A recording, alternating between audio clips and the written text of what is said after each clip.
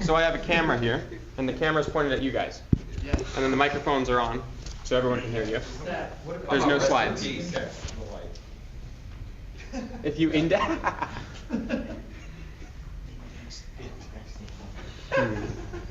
Well. What's your handle,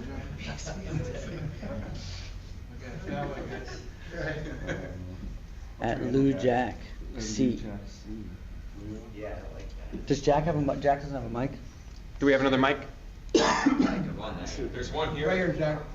Let's get everybody mics. Yep. Make sure we've got that working. I think it's your button on the top left. Is that good? Oh, yeah.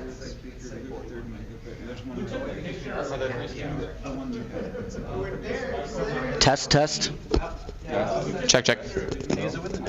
I did. Randy. Oh, Who's this going to? I sent it to Whoever's the third speaker. Is there a third speaker? Your head's going to be covered. What is it? That guy? Is that the product? This one has sound through the speaker, but the other ones don't. Test, test. Hey, how are you? Can you see me on the screen there? Do I just hold it? Behind? Oh, you want So there's a little mute button right here. In the. So you're muted. Yes, in the stream we can't see you. Okay. Thank you. Thank you. Excited? Hell yeah. I thought you were in the middle. Shouldn't you be in the middle? Or Yeah. I was thinking I would sit there, but this is fine. All right. Okay. All right, welcome. Welcome everybody to the BSV is Dead, the BSV Postmortem panel. I'm your host, Billy Rose, aka Randy. Many of you probably know me on Twitter as Randy. And we have here Josh, aka on Twitter Coineasy. He is the founder of Ordinal's Wallet, my business partner, founder of yours.org, and founder of twetch.com, as many of you probably know. We also have here Jack Liu, founder of OrdSwap and RelayX, and the most influential person in Bitcoin. So we've got the CEO of Bitcoin and the most influential person of Bitcoin. So welcome.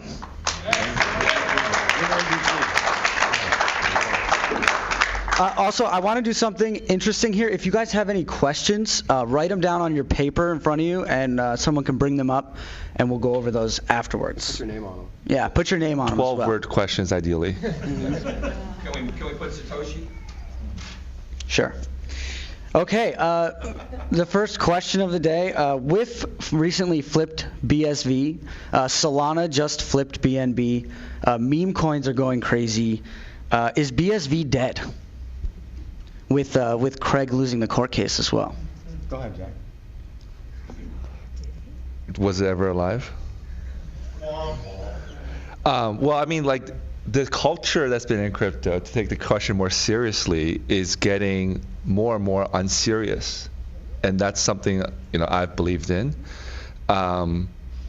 Because money is too serious. This idea of, like, looking at the Federal Reserve, what is the policy? This person's like Janet Yellen's a graduate doctorate from Berkeley. There's this whole science around economic policy, how to stimulate the economy, everyone checking the CPI, the inflation, and what's the gas at the pump.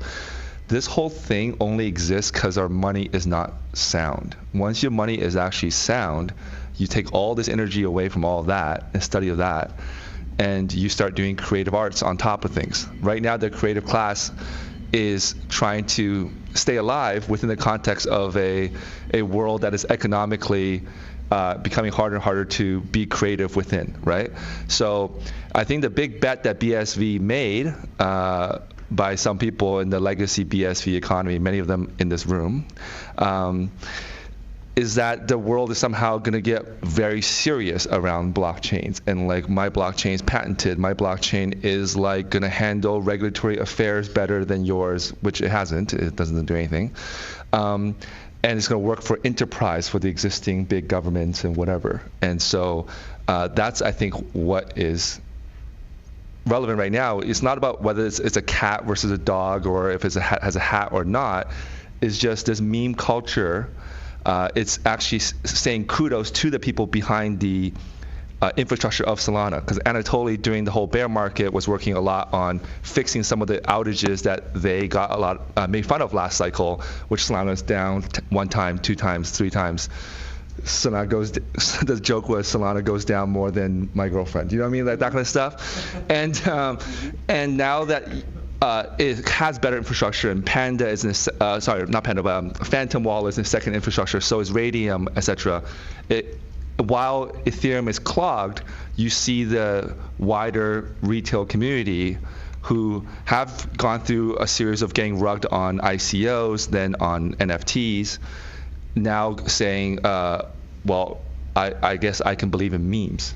Because that's the part that the younger generation feel like is a game that they created, that they know. They don't have to know about federal policy. And even something like prediction markets, which is very serious about like only if you predict correctly politically who's going to win the primaries and who's going to win the general election, do I win? That was like the big product from FTX last cycle between Biden and Trump. But is that a lot of companies don't offer that product because it's highly regulated to have prediction markets, and people are not licensed to that. Now in this cycle, we saw this Joe Biden meme, this Trump coin. It's like, well, now we both can win because they both meme coins start at 0. I actually don't care who wins the election. I already made 100x.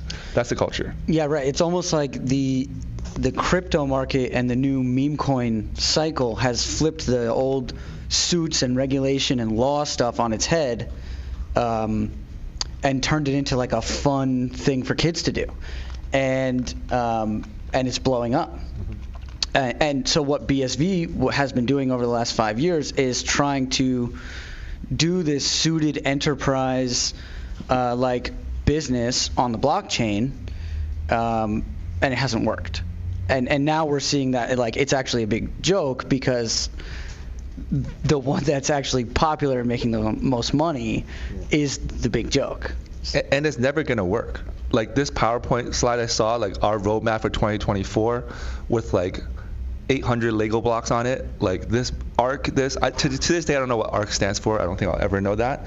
Terra Node, what's that? Like no amount of more work, more funding, more like seriousness, more like putting on a suit is going to make this work. I don't think the world is ever going to get more serious on top of the blockchain. Right. It's like TikTok culture. It's not getting more serious. Josh. It's like to go back to the original question, and you're talking about the point you made about the regulation of a prediction market. That's really a bigger point, is that the market's adapting to all the sort of people that want to make the rules, to where it's just like an entertainment industry where, you know, whatever that's worth, $2 trillion, I don't know. And then there's gaming and computers, and all of this is like tied together. So maybe we're talking about a $10 trillion, $100 trillion market, you know, like really big picture. And the reason that other blockchains have had a lot of consumer growth is because they facilitate the entertainment value. And probably the key word that people in BSV can learn from is being adaptable. So we had this vision of all of these like really legit things that are legit, that can, you know, be improved by BSV.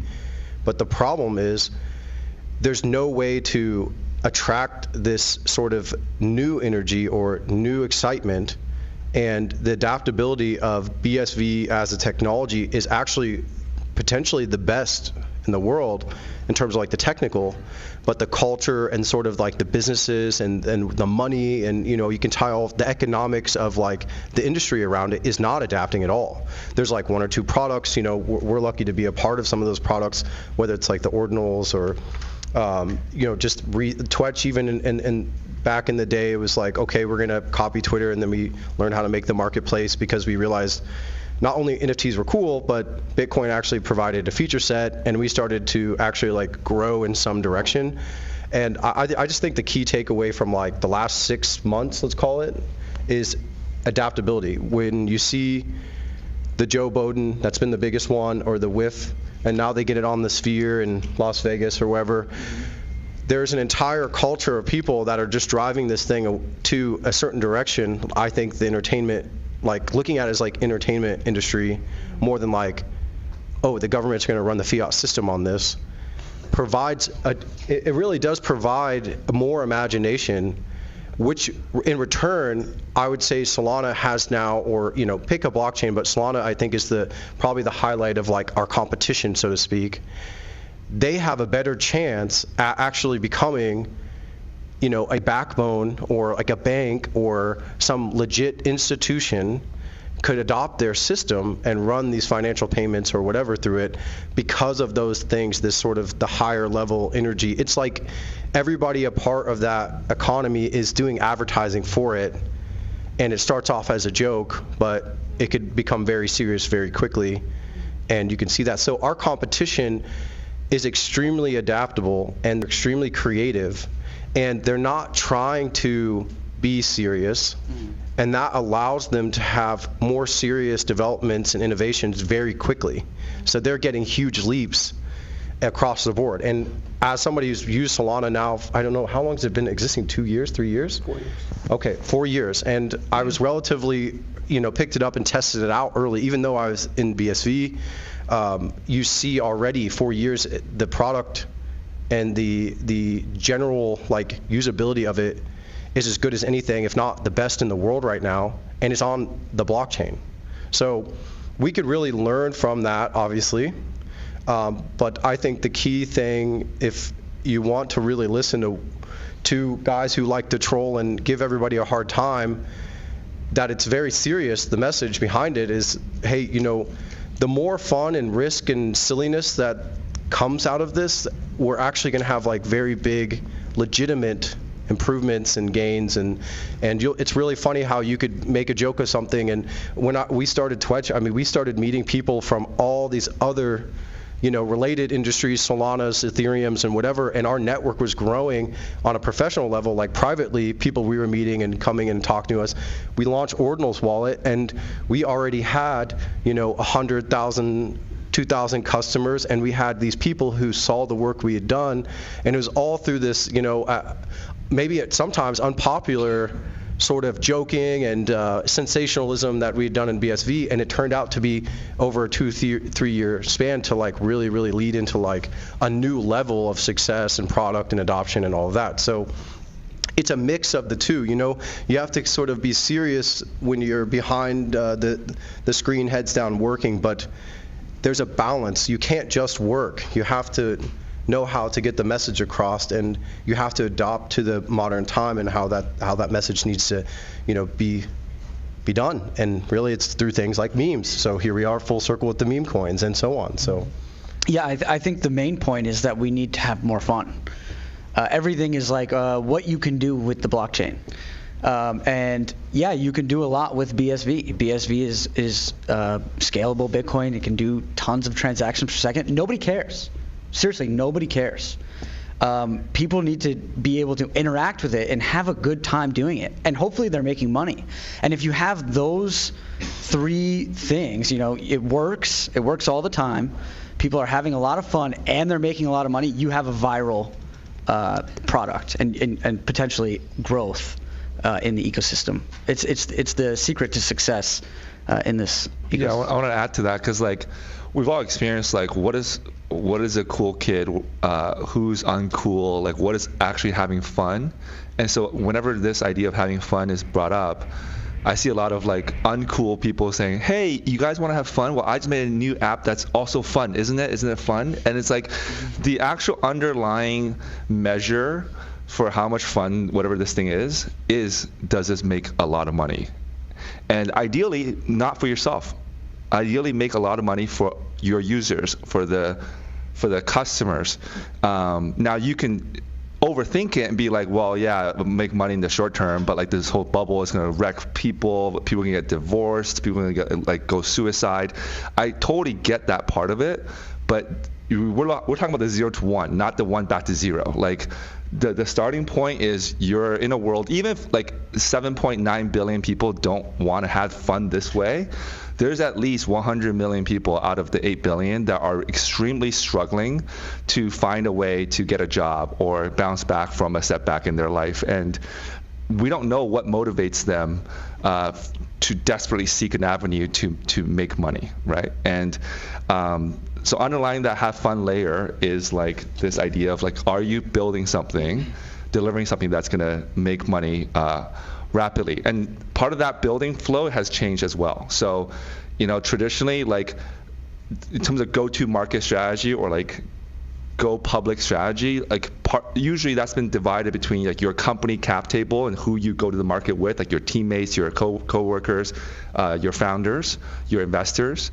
and separate to like, oh, how do I make my product have a lot of users and get customers and generate revenue and have a balance sheet, show earnings, and then get more investors, and then my company goes IPO. In crypto, I've had firsthand experience with this. So like people think that I know the people behind Degens or something like that.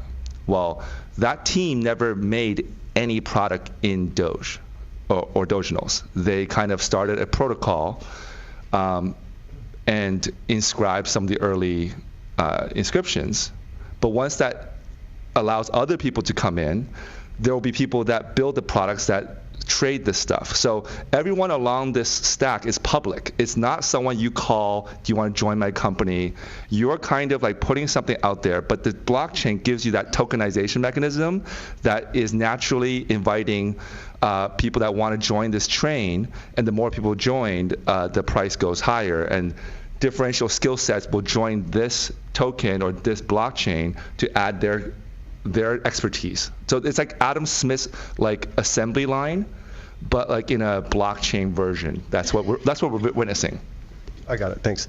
I think, well, I guess the first thought I just had was for, the stereotype of a BSV person is that like you want law and order, and I don't think that's particularly wrong, actually. And my personal opinion is probably, I would agree. But then you have to consider, like, I think the best example for me that kind of like matured me beyond like, okay, how do we have the balance? Think of like a lottery ticket. I was just at Walmart. God forbid I had to go there. It's not my usual stop. Sorry if anyone likes Walmart shopping, but I went in there and I saw a guy who's covered in pain and working hard, and he's a guy that's a regular guy, and he was done shopping. He goes to the lottery ticket vending machine, and he's buying lottery tickets. And I'm thinking, he's probably, I'm making some assumptions, but he's probably not really in the financial position to like really, what is he doing? It's probably not the right decision. I'm, again, just assuming. And you think, and then I started really thinking deeply about it, and I was like, well, this is, that part's crazy. And then the other part is, this is a state-ran system. Like the state, like monopolized, the government runs that system.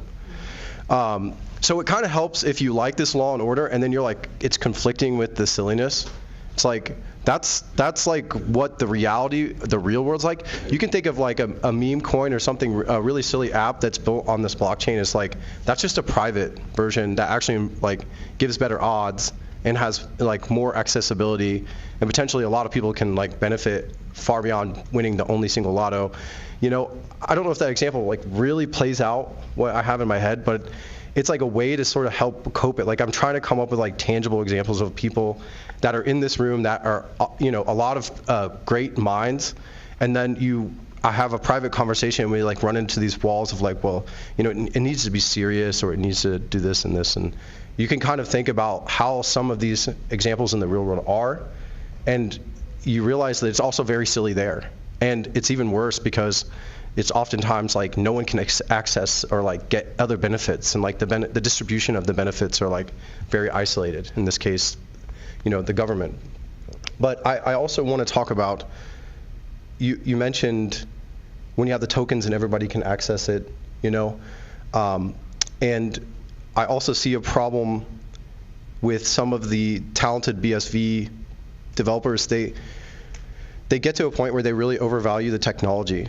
And I mean that very literally. Like, I'll pick on you as an example. You have, Dan here made Panda Wallet, other stuff too, Haste, Panda Wallet, now it's yours because we've been working together, and launched PAL20, which is really interesting because you can mine these tokens. They're tokens on BSV or BTC, you mine them with your computer, and then you can like go and trade them, right? So it's like a new idea of minting. That's giving like a direct, your CPU and GPU are doing it. And I think Dan made a crucial mistake and fixed it very quickly, thankfully, but they started to have a lot of traffic, a lot of interest, and they started charging to get to be able to mine or access this, or basically Dan had costs on the back end. But what happens is if you charge too early, and we had to learn this firsthand as well with like Twitch and charging for posts and doing other things, is that you just actually you'll benefit more by having a lot of being a part of competing for your own token, let's say. In this case, Doti was the first one, right? It's like it would be better never to actually charge for that and get as many people on the wave as possible, and then that's the value, is that token, not like the service of charging the indexer or for the miner or whatever. So it's the sort of crypto blockchain world right now is peeling back all of that. Again, I've ran subscription businesses, and I've had a number of other businesses before crypto, and it's all of that SaaS model and charge for your use. And yes, you can do micropayments and use BSV, and it's very effective for doing some of that, but we're starting to see that get eaten away, and it'll be more when you launch a brand, it's going to have a token or some kind of representation of it. Everybody's going for it, and you as the founder are actually competing with everybody, where before it's a pre-mined cap table and all of this, and even with the ICOs or even with Solana, there's the founder holdings and all of that. It's quickly eating away at that. So I think that's something that's really a valuable piece of information. It doesn't mean go bankrupt over your idea, but there's you want to be, if you make a mistake like that, you want to change it very quickly, which happened in this example, and it's it's something that has a lot of promise, and you have to be really careful about I have a lot of excitement on something, and then you sort of really quickly want to take it close to your chest.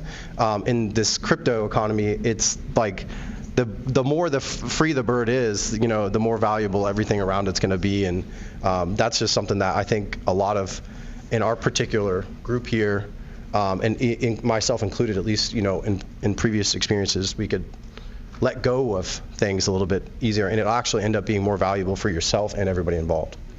Yeah, I keep coming back to Solana because it's a scalable blockchain that's absolutely killing the game right now, and obviously BSV is a scalable blockchain that is seems to be losing. But the thing about Solana is that Solana itself is not fun. The blockchain, nobody thinks the blockchain itself is fun. And then you have the exchange layers like Jupiter and Radium. They're also just products. They're websites that you can go to where you can go to have fun, but the products themselves are not fun. What's fun is to go on there to purchase Joe Biden, which is a funny looking meme picture. If you guys have ever seen it, it's like a joke about Joe Biden. It's he looks stupid. It's a great meme, but the fun part is that it's going on there, it's purchasing Joe Biden and watching it go 100x. You make a ton of money, you make a fun meme, you talk shit with your friends on the internet. That's the fun part. It's not we're all of the technology that they've built behind Solana, it's very serious stuff. Nobody cares. It's not fun. Right? Radium itself, it's an exchange layer. Yeah, we need to use that. That's a tool. Also not fun. It's fun for me to go and trade memes. That's the level that we need to get to. And obviously right now in BSV, we're kind of starting from zero with regards to the technology layers, the protocol layers, the indexing, all this nerdy crap that we've been talking about this whole time.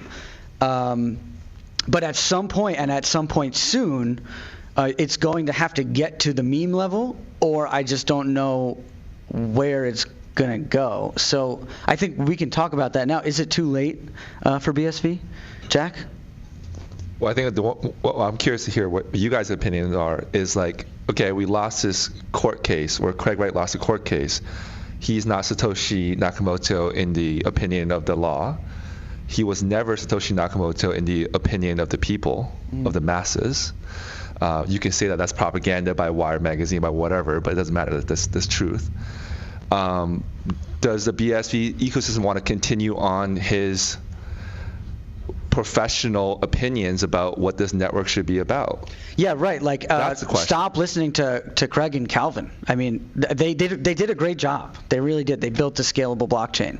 But as far as how to make it successful, they've been wrong. Yeah, so like Calvin's gone on vacation, and Craig is not Satoshi, but everyone else wants to be the next Craig, the next Calvin. And the questions I'm hearing is like, who's going to fund it now without Calvin? Do you want to fund it, Jack? Do you want to fund it, Josh? Right. They want a continuation of the same strategy. Or they want you guys to fork and make your own version. Right. Or make your own competing node, and ultimately that's because the whole thing has been tainted by this terrible, first of all, strategy, and then second of all, PR campaign. Yeah. So like the most bullish thing is like getting a tweet from the BSV Association saying, due to lack of funding because Calvin Ayre has gone on vacation, we are dissolving this association. That'd be the most bullish thing. Yeah. And what do you think about? We have VIP over here. Like I don't give a fuck. I think the idea like that BSV is Bitcoin is itself also like this terrible meme that's too serious. Like it didn't work. It's not. I mean, we've come so far. We tried it. It's like we need to succeed now, and we can't try to be serious. It's too serious. Yeah, it's like do or die. You know, it's actually a good situation to be in because we can stop sort of making excuses. Like it's all the plays that sort of been generally set up. Like Craig is Satoshi, and maybe you believe that, or maybe you don't. But now there's like somebody could point out a piece of paper and say he's not Satoshi, right? It's like, yeah, and that's, you know, I really don't want to like point you out, but like that's generally like people are going to think that, and that's fine, but it doesn't do anything. Right, and to say, well, he might be still, and maybe we get a verdict and Craig is Satoshi, and all of a sudden there's a whole new light on this. But depending on that, it's just a bad bet. We can just really look at it and say, well, he's not, and it's literally a benefit. You know, it's like we just cut that part out of your mind and say, okay, if you really believe in this, and we're not just riding the coattails. What are we going to do? What is interesting? What is it? We had a whole conversation last night, and it turned out to be a group of, it was really great. You know, you don't see it often, 10, 20 people sitting in a circle, and we're talking about an idea Jack brought up, and it's only possible on BSV. You know, and then I was talking to, Harry came up to my room after, and I was talking, I said, you know, the most valuable thing, like a community here, the people here could do, is come up with a list of not all the things that BSV is possible of doing, you know, like what can you do? Because it can really do everything. But instead, really narrow down what is it that's only possible, like only on BSV. You know, and we came up with one yesterday, and after talking with Harrison, and you know, he said, this is really only possible on BSV. You know, if we could get a list of 5 or 10 of those things, let's be very literal for a second and say, okay, you put them up on the board, you know, send them to me, whatever you want to do, make it yourself even better, right? It's just a matter of like who's in the position to act on it, and we could say, hey, you know, the best thing the community could do is say, this is 10 things that actually really only can be done on BSV. You know, to get literal and like put yourself to work, because going around and saying, well, Craig's, you know, his verdict's not in yet. Well, even when it's in, there's an appeal. We can have an appeal it's next gonna, year. And that's, I'm expecting that to happen, and it'll go, and that's fine. And but that part of this scenario doesn't really, it just doesn't do anything to move the meter, and we have to move the meter. We have windows in time, particularly with everything's a market. There's cycles. There's time. You know, most people here are not young, strapping 18-year-old, you know, brainiac developers. It's not likely that that's in this room, you know, and I'm talking to myself here. There's like a limited amount of time that we can operate on this. So just kind of getting that out of your head, and it's not to dismiss that someone like Craig Wright couldn't add value or didn't add value or have really great ideas or teach you something. I've learned something from Craig Wright. I go on the speaker panel at the BTC conference, and I can say exactly the same thing. There's no shame in that, but it doesn't really help. You know, it's like I think of a high school teacher that did the same, but they have there's no tie to that anymore at this point. You know, you have to really take it upon yourself. So I think we're looking at a scenario where it would be better if everyone bought into the fact that we're like backed into the corner right now, and that we really have no other choice but to like go for this. Because we've kind of been in between for 4 years, 5 years, however long. It's like we've always kind of had like, well, you know, if he wins that case, we got all these coins and it's going to go up. Well, now it's like, well, no, this is literally all on our shoulders. So I think it's a better position to be in when it comes to like the actual entrepreneurship and just the pure motivation and being more competitive. We have way more competition in the space now, even from 4 years ago. We'll just keep talking about Solana. It was Ethereum, now it's Solana. Maybe in 4 years it's something else. Maybe it ends up looking just like BSV with a different name. That's great. BSV is just the code name for a system that can do anything. And there's these competitors. We know their Achilles heels. We know what they can't do. Solana can't do certain things. It's not going to be able to, put the data on the chain, for example. So let's come up with ideas that only BSV can do and have a good look at that, because before, even with our situation, we just made it a Twitter copy with payments, Well, Solana, we can do that on Solana too. In fact, we even had a prototype of that and could do that tomorrow. Maybe that's a better business for us.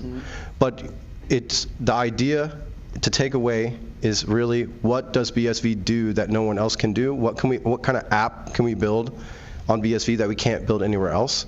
And really just start to actually think about that critically and make your list, write it down. Ask Santa for this. We got to really, don't make your ideas of everything is possible and I can do everything. I can make TikTok on BSV. Yes, I can make music on BSV. Yes. This is being done 100 times over and over at this point, I can make vaccine passes on BSV. Yeah. The government's doing a great job of that. I don't think we really need to invest in that. We need to invest in something that's very specifically going to, obviously be entertaining, which I'm going to push a lot, the entertainment value, and it's special to BSV, where you have to use the BSV chain or the token, and the demand is based off the entertainment of that app, and it's only BSV can do it, so it's just tied 1-to-1 to the fact that you're going to need a BSV to do it. That's how I think of the growth and what's the fundamentals. Stop being so shy about. Everyone would benefit from the token price going up, but it's been it's like a sacred cow you can't talk about it in BSV. I don't think I heard one thing about price. It's not allowed in this culture, and I don't think that's a benefit at all. It's a reality that it has a price. Why are we afraid of the price? Really, and I don't understand. You don't have to sell. You don't have to be fraudulent to increase the price of the asset. It doesn't have to be tied together. And I've heard that from people in BSV. I'm not just stereotyping. This has been a conversations that I've actually had where, it's well, we don't care about the price. We don't care about the blockchain. Well, that's not really going to help anybody be motivated. Tie it closely to, own that. Actually embrace that, and we'll be more closely tied to BSV, and now we have the motivation of the fact that we don't have any other people to rely on to give us some money to buy us time. Yeah. They're out of the game, so to speak. Even if they aren't, it's better to think this way. It's just us. It is. I mean, how many days was Ordinals out before both of us launched products on Ordinals? There's no time to talk to VCs. No VC in the world even knew what an Ordinal was. So the fact that we're preaching this message of this is sudden death, this is go time, this is the life we live. Even though we might be more comfortable than we were 2-3 years ago, if we were to start a new product, which we did last night, we're not saying, hey, Randy, you got some money now, right? You want to put in 30K in this? We're not having that conversation. We've trained ourselves. We know it's possible because we're not the smartest people here. It's possible to train your mindset to say, what is my go-to market in a 24-hour time period? And that might mean that you can't build every part of this business, and that might make you fearful because you want to own the whole thing. This is your idea or something.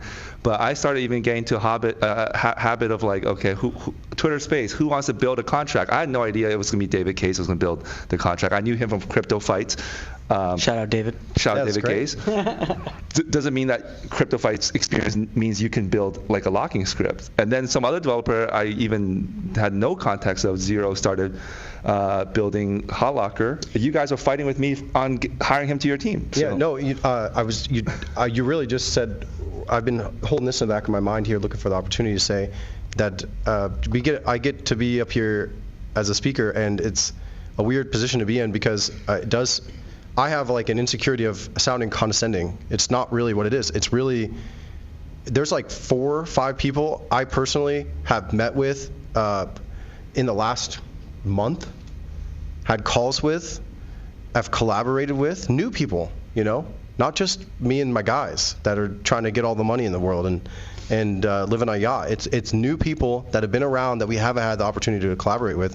So this is not like, oh, this isn't going to happen and it doesn't happen and you guys are all screwed. It's actually happening, but it's about a higher level. Like if more people can do this and we're all sort of telepathically like in sync, and then I'm calling up Kurt and I'm like, I just had a call with Kurt. I was asking about Jungle Bus. I didn't know a lot about it because we hadn't used it before. I said, hey, tell me a bit about it. I have this idea. Maybe I need this. Is it open source XYZ?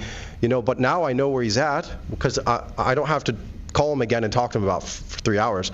I'll know at a point in time, hey, we got to call Kurt. We need this thing to happen. To do that at a higher level where like 100 people are operating this way, hey, Shawei, I just pulled you into a group on Telegram. You're one of those people I'm talking about right now. First time we've ever got a chance to do some collaboration at some level where it's like you have a great technology, we're here for sCrypt, and then it's like, okay, now you're on the team. You didn't even know it, We're on the team. We're on the same team now for the first time really. And we've been working on BSV and things around all of this for years. So we have to just continue to escalate that and try to find what everyone's good at and have them play their positions and be telepathic. Everyone has their own drive, their own business, their own product, their own money making. That's fine, but there's actually when someone picks up the phone to call you, I have almost everyone's phone number that has some kind of place in BSV. If everybody does that, it sounds very literal, but this very literal step can escalate things quickly because you just know who to call when you need help, and say, hey, let's move on this idea. Give me 1 day of your time, huh? You willing to do that? I need your help, and let's go ahead and let's make Flip BTC. Let's make mining scripts on sCrypt, and it's going to be on yours now. And Billy and Harry and I are going to build and promote it, and everybody's going to benefit because everybody's going to be competing for XYZ, and it's just like only on cryptocurrency, and like the cryptocurrency market's the only place where everybody's can launch something for free and still make a great profit. I don't know another industry that's like that. You can scribe something and so on. So I don't want to take it too off in a path, but I think that the collaboration at a higher level is going to be really good for people. Absolutely, yeah. And Jack mentioned that we're probably not the smartest people in the space, but we are probably the most successful people in the space. So you guys should listen to us. This BSV is Bitcoin narrative. It's too serious and doesn't work. Craig is Satoshi. It's too serious and it doesn't work. Let's get to the point where people can have fun, and then this room will be filled with thousands of people that made a ton of money using stuff that we built that's also boring, but they used it and they had a lot of fun and they made a lot of money. So, yeah. Craig Wright is Satoshi, by the way. Yeah, we're going to keep going. Thanks for the claps, but cool. Yeah. Thank you. You're kicking us off. Yeah, I mean, I think I wanted to reiterate that point about fun because I think it really needs to be fucking drilled into you people. But I do want to bring this into the order locking idea. You guys have glazed on the idea that there's some things that BSV can do that Solana and other chains cannot. One of these things is order locking, which is Jack's idea, not just locking up and not just locking to mint, but now order locking, which we're about to discuss, which is a pretty exciting idea. Difficulty locking, sorry. So, Jack, if you want to, and we can talk about flipbtc.xyz. Do you want to announce it? Yeah, sure. You can visit flipbtc.xyz. It's basically a binary difficulty option. Binary options is a financial term, but applied to Bitcoin. Bitcoin has a unique attribute that certainly no other proof of stake based blockchains can do, because staking is securitizing basically based on who owns how many coins. But Bitcoin, because you have this proof of work competition and hash follows price, essentially Bitcoin has a self-referential health check on how valuable the network is at any given time. So if the price goes up 100 times, difficulty you can expect to also go up similar, maybe 80 times, 90 times, 120 times, okay? But that benefit of this attribute of Bitcoin is that you could make a financial exchange of sorts, just referencing the difficulty of Bitcoin itself. Obviously, other UTXO chains like Doge, like BTC, they also have difficulty, but they don't have Bitcoin script, which is something that Xiaohui has made much easier to work on with sCrypt. And so this idea, I probably pinged you maybe 3 years ago about this as part of a group chat, and it kind of got left on the table with how the crypto industry has moved. I think that it's coming to focus. Again, the fact that the hot locker type stuff, the basic locking is out, is giving people more, ideas.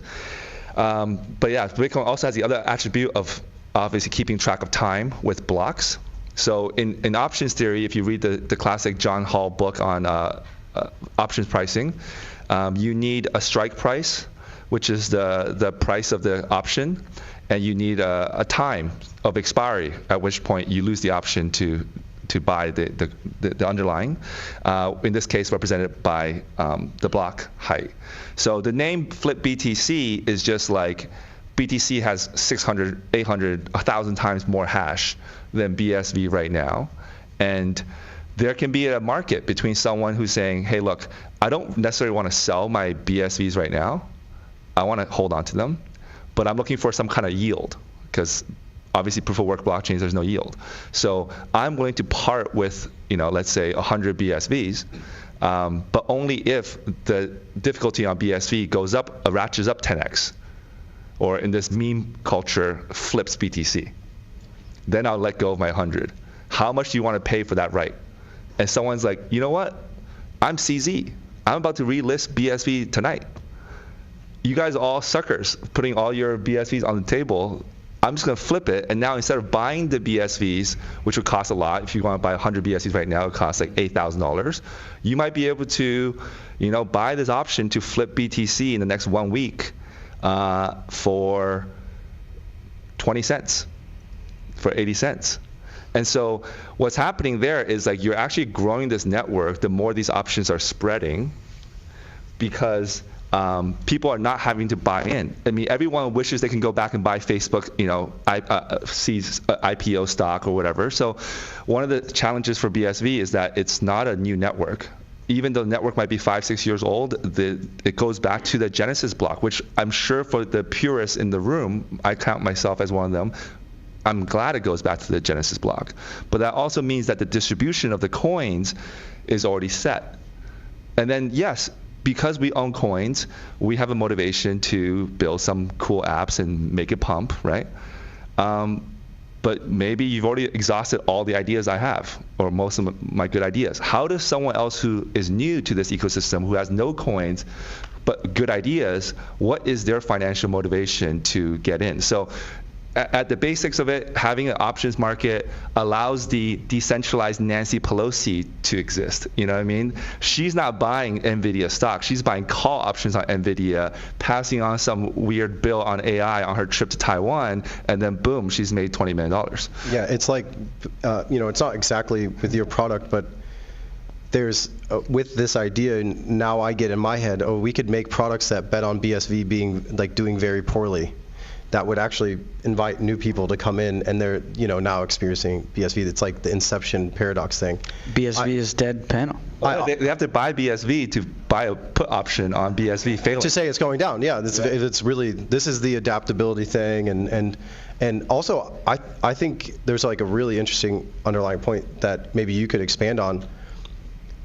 BSV, is it potentially the only chain where the enemy has potentially more coins than the people in this room? Because if you think about the origin of it, I really haven't thought this out too much.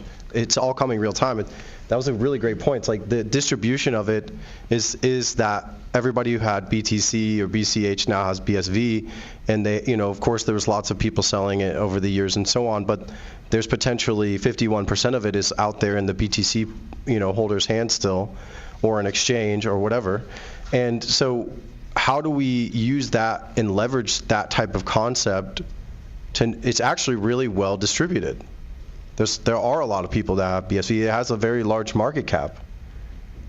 It's top 50 generally, let's say top 100. after some of these meme coins. Hope it stays in top 100, but you get the idea. I think your idea is starting to touch on the tip of the iceberg of hey, these are some things that we haven't actually really thought through that we could use to our advantage to just generally get this going. Bitcoin, it's just use the word generally Bitcoin now to get going in the right direction. Everybody knows here that maybe we could fix Bitcoin and make it BTC and make it scale, or BCH needs to do everything on chain or whatever. Everyone's really aware of those situations, but you can just say we know that Bitcoin can work the way that Satoshi said because of BSV. We have this now concept in our head, and you can't really get rid of it after that. So it's really hard to be I want to invest or get involved with something on BTC, but this type of idea helps kind of bridge that back where it's anyone here could get behind that kind of concept, where we're actually now potentially in the same room with a BTCer.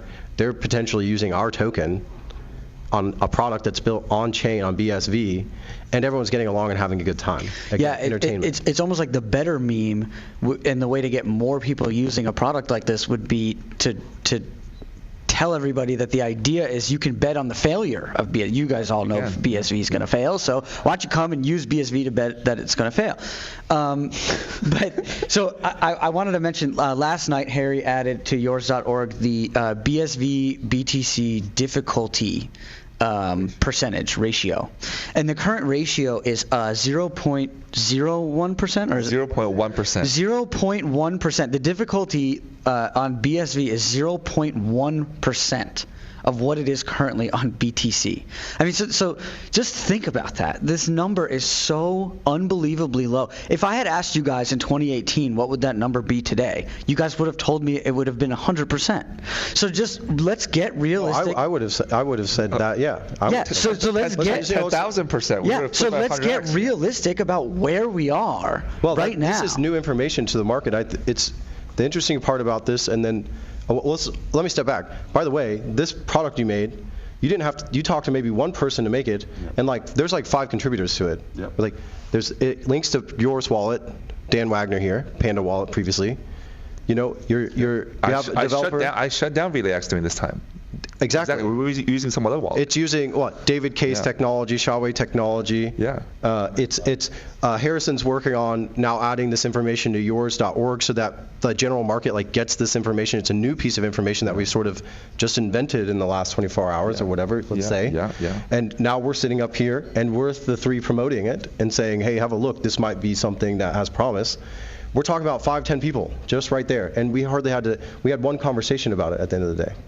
Yeah, and the reason it gets executed is not because, again, because I have the resources internally, financially, with an existing product, existing dev team. No Relay dev worked on this, because they don't want to. They actually realize it's better for them to find other developers that are more passionate about it, not to siphon their financial interest for us. It's more you're more passionate about it, you build it. Economics is yours. If you want to give us a tip for giving you the idea, great. But the reason why we can do that is because the underlying idea might not work, but is intended to potentially boost the price of BSV. So if your idea is something of your own passion, then it's less likely going to galvanize the ecosystem as a whole to get behind it. The reason why Solana people, I'm sure there's Solana people who support Trump, but they love this Joe Biden meme because it actually is pumping Solana itself, because you have to buy Solana in order to buy this Joe Biden. And then you use Solana and you're like, this is pretty good. I don't have to wait. And politics is something that you don't want to bring up at Thanksgiving and because it's such a divisive topic, and somehow as a meme coin it unites people. So that's one part. And then the other part, there's a few other things I want to touch on, if you guys don't mind. It's BSV is the most efficient blockchain. You guys talk about 1 million transactions per second, right? There is no point of that efficiency if the way you build on BSV is hyper inefficient, the same boomer stuff. So if you're going to build a blockchain product, a blockchain company, whatever, your exit strategy or your definition of winning, how you win, how you make money, how you feed people, has to be a blockchain solution also. You cannot have a company with shareholders and cap tables and board meetings and slide decks, and that's the way you win, is like end-chain exit to some other company with a patent portfolio. And you can do that, but just don't make me presentations claiming that you're going to do something about BSV. I'm just going to assume that's your own little wacky idea of how to. It's off-chain. It's off-chain. Don't have an off-chain company and shareholder structure to think that you're at all relevant on-chain. If you're going to build on-chain, make it so that, like you said, if you're going to build a POW20 protocol, if you're going to build a Dogecoin protocol, there is no Satoshi built a Bitcoin protocol. There's no Satoshi company that's worth $100 billion. But his coins, if he does have 1 million coins, is worth over $100 billion. I think the point is like embrace the on-chain economy. Dan actually mentioned to us last night that part of the issues that they had with Haste was that they attempted to capture a market that I think it just kind of doesn't exist. But it's the market, the off-chain, the retail, normie market. This is kind of what I call the Hand Cach method of like basically just ignoring all your customers and then trying to capture other people who aren't involved in the on-chain economy. And I think we need to also obliterate this concept once and for all. Embrace the on-chain economy. If you're going to build something on-chain, build it for the on-chain economy. Build it for the people who are already going to be interested the moment that you launch it, and it can grow and expand from there. Hopefully, I don't completely how do I say it? I guess I don't agree that this idea now I'm actively trying to put these same concepts in practice, and we often have the same conversations. But I will say that we are in a weird state of sort of all of this is happening so fast, and it's very exponential in terms of like information and opportunities. But so there'll be still like an LLC. There's still like this will be a thing. We're like an in-between stage where it's like an LLC, but now I don't we don't do payroll. Like you either like want to work on this, or you don't. You mentioned the self-motivation. So we're kind of in between on this curve where we're talking about like the all on-chain, and then there's this off-chain sort of we call it the boomer economy. This is definitely the trend. If you don't recognize that, I don't know what else to tell you, but that is the trend, what we're describing. There's still a role for LLC, a listed company. It's just your company, all it does is buy Bitcoin. That's called MicroStrategy. Absolutely. That's really my point, is that we are in between, and then it's like, okay, well, Bitcoin, now let's move forward back on this timeline. Bitcoin is the company. Well, we're kind of in between, definitely. It's a little bit of a paradox. It's a little bit weird and perverse. We're like transitioning into like, oh, there's this former structure. Now there's like a hybrid structure. Maybe that's something that like what we do is like a hybrid structure, and then it'll be sort of maturing or progressing into more about this on-chain hyper-Bitcoinization, all Solana, I didn't mean it everything. as if I was saying that you don't build a company or do anything in the traditional way. I'm saying like these are your customers, the people who are paying attention to, or the people that own BSV, let's just call it that.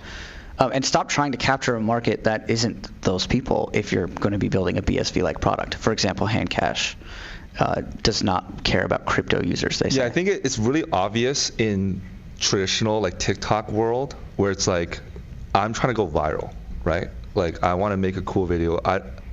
As an influencer, you're competing. You might have your own judgments and your own taste about what you want to do or not, but ultimately the bottom line of what you're getting paid for is, can you go viral?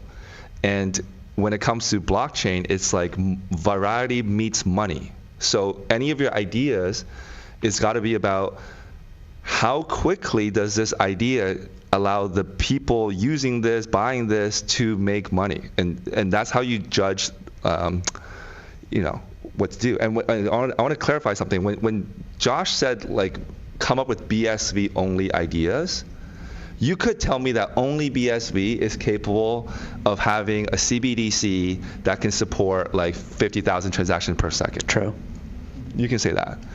But I mean like an idea that even with only one user is the only chain that can work. So the fact that Ethereum actually can work for a CBDC for about a few 100,000 users, it clearly works right now for USDC, for USDT, means this is not an exclusive BSV only idea. Yeah, good point. And it's like with BTC, you have ordinals and it costs $20 to get the NFT. And it doesn't really, that economy. It's not game changing that it's free on BSV. The chart on these things, if you haven't had a look, it's going like this. Even at that most ridiculous idea that you're going to pay $20 just for the transaction fee, or we've seen it, just to get the file on chain might be $100. The chart's still doing this. So that's. I don't know what the tipping point is, where it's like, oh, BSV is like the thing we have to use, but that it's not $20 to $100. I'll tell you that, because that's what the market's showing us right now. To say otherwise is just being hopeful, and that's fine, but it's not going to help. It's just not going to help. So yeah, that's a good point. It's like, well, if there's only one user on Ethereum and you can do it on Ethereum, then maybe that's not as helpful. It's like we need to think about even more specifically what is it that why is it special? I remember being 24, thinking I had the best idea ever. It was like dumb in hindsight. But the biggest mistake that you make as an entrepreneur is like, if everyone did this, then it would be a success. It's like, if we got 1 million users, imagine we got 1 billion users. You said this to me before about Twitch. It's like, to give them credit, it was like the better looking thing than Twitter for a period of time. So it's like, imagine if like this celebrity joined Twitch and 2 million people joined at the same time. This is like the entrepreneurial, the pitfall of all entrepreneurs as they go on Shark Tank and they say, well, if we only got 0.1% of this market, we would make $1 bajillion. And obviously I've been that guy. So you got to be viral in the first user. Your product has to be something only possible on BSV in the first user. That's how you can maybe grow. And you might still not grow, but you've probably, spam filtered 99.9% of your ideas. And I think another way of thinking about ideas is, and this is the problem with people in this room and people in the BSV economy, and just the nature of what these blockchains self-selects for, right? It's crazy because this is kind of still the advantage that like BSV has, is that like the world is moving. TikTok, everything is fast, viral. There's a viral thing today and it'll be forgotten, and there'll be a new viral thing tomorrow. Like what blockchain can handle something like that? You know what I mean? Like the concept that the attention span is decreasing rapidly. Things are going viral like crazy it's like BTC, constantly. It's like their creative brains. They can't even imagine this possibility. And so Solana is somewhat capable of handling this type of thing, but it seems like there's a lot that can be done if we can get a little bit creative. That can showcase the transaction capabilities and the usability of the chain. I'll be a little bit literal again. Shawway, next sCrypt Hackathon, or the one that's coming, it should be much more just specific. How many people have heard of Flappy Bird? I always use that example. There's probably a better one, but Flappy Bird is like a crazy sensation. And then even at some point on Twitch, we made an arcade where you could play it. It was just like a fork of it. It was a Flappy Taco or whatever. But it wasn't like, it was just an idea. We were just doing, it was a prototype, disclaimer, but what it really should have been is that there's all the coins you get are tokens. It's all on chain, blah, blah, blah. Anybody can run it even. We should have released it as a standalone app, web page, iOS, whatever. The next hackathon, it would be a much more productive if you said everybody's going to make it. It's really stupid. Be stupid. So everyone's going to make a copy of Flappy Bird, and it's going to be its own thing, but it's using the same structure as Flappy Bird, and it's going to give a token. And like, you just taught 10 developers that are going to take that and that derivative and be able to expand on that and eventually have at least a chance at this sort of viral thing. The thing about build useless apps. The Solana conference. Let me finish it. The Flappy Bird guy made money, through ads and so on. So like the virality is profitable, and that was a while back. This has been a while. 2006 or something. Yeah, I'm like a boomer now with this, but it's true. And he did make a lot of money. There's a whole article, you can look it up. It's a great case study though, because now we're in this new paradigm for there's all these new things you can use BSV for something like this. And now you think he's getting paid through the App Store, the ads. Like how much more could that have been maximized, and how many more people who were actually good at it, the leaderboard. Haste had a payout leaderboard, very interesting structure where people on the leaderboard could like earn as they're there. Think about, there could have been 1 billion people that were making thousands of dollars just for playing the app, while the person that created it is now a billionaire, and it was only fun for a month.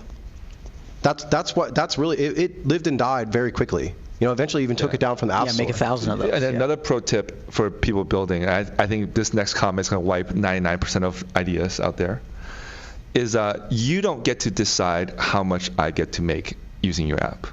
So don't tell me, oh, there's a micropayment, you get 5 cents per like. You get 3 cents for making this action. If you're number 9 on the leaderboard, you get 14% of the payout. No, you don't tell me what percentage I get. I choose to inscribe as much as I want. And I get to post that I want to sell it for $1 billion. Now, I don't get to choose that someone has to buy it from me, but this idea of owning the item, choosing my own rate, that is a world that has been ushered in by the blockchain technology, and is not going back. So you can't be the mastermind deciding how your app works like this. Player A gets 41%, player B gets this percent, and then like if you come in early, here's an early invite code, you get an extra. All this is wasted energy. Let the users have that freedom. They, through sheer greed, will be promoting your app because they have this full flexibility. Awesome. I'll think about it. Do we have questions from the audience? Let's get Yeah, I think it's perfect like timing. just after 4 We're about here, 1 so hour and maybe. Yeah, we're exactly 1 hour in. Okay, who's this? Nathan. Yeah, go ahead. Do it there. That's fine. We did a thing where you write them down, but this is fine. Oh, I'm sorry, I forgot.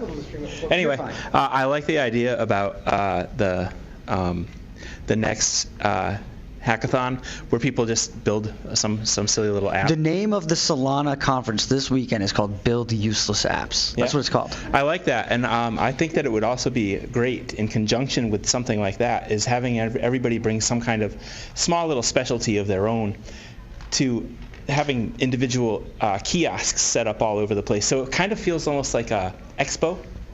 At the same time too. So you go around, you visit people, and you might learn how to make generative art, or you might learn whatever topic. Right, instead of spending 2 days looking at code on the screen. Yeah, because this would have been better for me to do at home than to drive from New Hampshire. What if the guy was like, hey, check out this, go to this website right now, and then everyone in the audience was like tapping on Flappy Bird, and there was a leaderboard, and we were, like, it would have been fun. Yeah, but anyway, so this is still a great conference, but anyway. Cool. Good being here with you guys. Thanks. Yeah, the next hackathon in BSV, it should be 10 people launching 10 products or 10 companies, and it's like the hackathon is like the product's already there on day 1, and then this like next 9 days is like seeing who makes the most money on it. And the winner of the hackathon is the user that made the most profit on the app. We have to put things on its head, It's like the hackathon is about the technology, for sure. But then just be very perverse and creative about the incentives around it. And then the winner of the hackathon isn't necessarily the coder. The coder created a product that may have just been the next $1 billion idea. They're going to be fine. But then we get the audience like us. I can't code. I don't know anything. I can be involved in the hackathon itself by this idea, Yeah, someone in the audience, Aaron Acosta says, so you're meaning BSV, the coin, is the cap table? Yes, exactly. And your way to move up the cap table is not to ask a CEO in the traditional sense, hey, can you give me an equity grant of 3%? You're going to have to mine your own Bitcoin, or you're going to have to buy your Bitcoin fiat, or come up with a shitcoin that you turn into BSV. And you can figure out for yourself very quickly which one is the fastest way for yourself to get Bitcoin. Mining is a very competitive industry, as Kurt would know. Probably not a good decision to become a miner. Fiat, we know the economy is not doing very well. So it's like building on-chain things, building things in crypto, and then buying BSV yourself is how you grow BSV, because most people, myself included, are NPCs at everything except what we are passionate about. Like if you ask me to go buy a car, I'm a little NPC. I'm like, oh, it looks red. Oh, it has leather seats. I don't know what tricks they're playing on me to do whatever. So trying to educate people to understand the real meaning of the Bitcoin white paper, the whole history of Bitcoin. I mean, at least in 2018 when you're teaching that, it's like, well, blockchain was 2013. You had to go back 5 years in history. Now you're talking to some of these kids we had lunch with, etc. It's like you have to tell them about something 12 years ago. And I made an analogy in the car on the way back. It's kind of like we are the people that were around in the 1990s for DigiCash. And when Bitcoin came out, we treated like Bitcoin like it was Ethereum.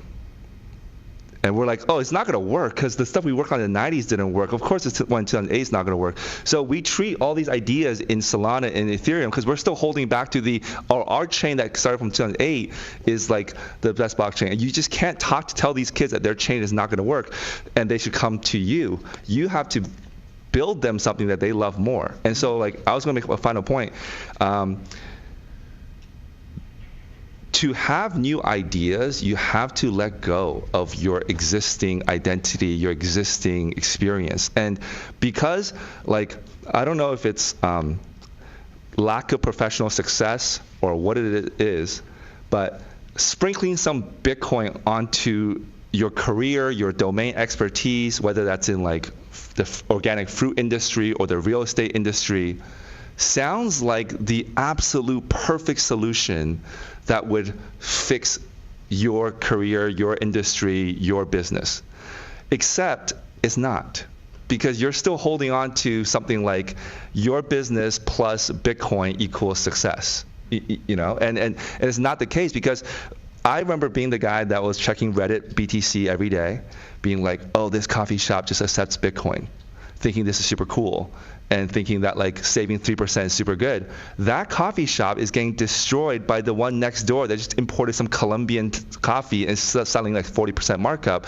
You helping them save 3%, even if all their coffee shop goers were Bitcoiners, is not doing anything meaningful when their employees asking for 8% raise. You know what I mean? So yeah, it's like if you want your coffee shop, all the coffee shops in the world to accept Bitcoin, you have to make something viral and make get it in everybody's head. And then the next 10 years will be the coffee shop starting to adopt this thing. It's not the other way around anymore. Maybe it was before Venmo and Stripe and all these crazy, easy, cheap ways to do payments happened on fiat, but it's not the case anymore. Now we need to embrace the digital nature of the thing. Yeah, I think Xiaohui said, degen first, boomer later. Yeah. Yes. But no boomer. There's no fight. We want to save healthcare. We want to save real estate. We want to save fruit industry. Track the salmon. We want to do that. But let's get 1 billion people to have the coins first. So your whole mindset is, how do I get 1 billion people to have the coins as fast as possible? That's your first mindset. Yeah. Like doing, having timestamp documents or doing real estate trades and using BSV is still interesting to me. Tokenizing real estate, I particularly think that's an interesting idea. It's not something I'll ever touch. Like, I'll never do it, never. But it definitely is interesting and can provide value and solves problems and so on. So yes, you're right. It's not like a fight about like, oh, these, all these people have bad ideas. It's like, well, no, we're just trying to be guys who have learned a lot of lessons really fast, and we also just happen to be a part of these other things that are taking off like crazy, and we're getting a lot of information from that, and now we're just trying to find a way to like pay that forward and say, hey, this is what's working. Yeah, I still think the greatest use case for Bitcoin is cash. I still think that. I think that the only way to get there, though, is to do some inception. There needs to be some. There's got to be a fake Toshi coin that goes. You want to come up? You got the mic? I have the mic. Yeah. Just a question. So, I don't understand why you don't think we can do both.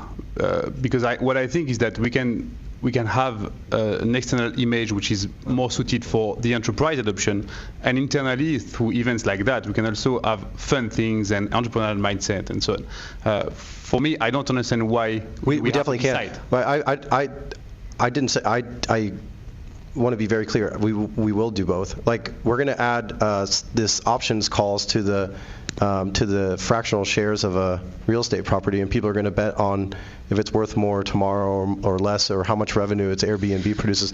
I'm just using a real-time, crazy, stupid example, combining two things. You have your sort of shitcoin idea, and then you have your it's real estate on the ground. Absolutely, totally. There will be both. Yeah. And that's why BSV in particular is interesting, because you can do both. Yeah, exactly. You shouldn't demonize. Well, the question. What we've done. The question isn't. We've completely demonized. Yeah. So other coins are like, no, I don't want to be super, like, we don't want to be like the bank coin or like the real estate coin, and we're like, oh, we want to be the bank and real estate coin, but we don't want to be the shitcoin. And actually, like our superpowers, we can be both. It actually is. It's like totally. That's what we should do, right? But we don't have any of that other side. So that's why our emphasis is on the other side, because you have to like over leverage on that side in terms of like the propaganda we're promoting. Say like we're only going to promote this side because we're way overloaded on this side. Yeah. So that's why it's the focus. The question isn't whether or not it can do both. The question is, how do we get there? How do we get to everything? Yeah, but I think the way to get there is that we have to promote an enterprise image from an external point of view. No. Fuck that. And let me finish. And then internally, through the promotion, through events like that, we should enhance entrepreneurship, innovative ideas, and so on. But if you do it the other way around, you cannot have the enterprise coming. So that doesn't make sense. I don't even care if the enterprise ever comes. Just providing developer tools the way to develop things, and then from an enterprise perspective to get adoption. Right? If with the solution just focus on memes, it doesn't work. No. We are not saying that we should not have memes. That makes sense from a marketing point of view. I totally get it. But enterprises are looking at Solana now. The memes aren't the marketing anymore. The memes are literally the assets. Like they're actually what's being traded. So that all of that is just test net and test scenarios for what you're describing. But the reason we can write on this board BSV is dead and like not feel like we can still get out of this room, or I'm gonna get out of here alive, is because of all of that type of thinking. Again, I'm not projecting this directly at you. It's generally just like my personal point of view is that strategy doesn't work. It hasn't worked yet. Yeah, you guys if it does work, I'll be wrong, and that's fine.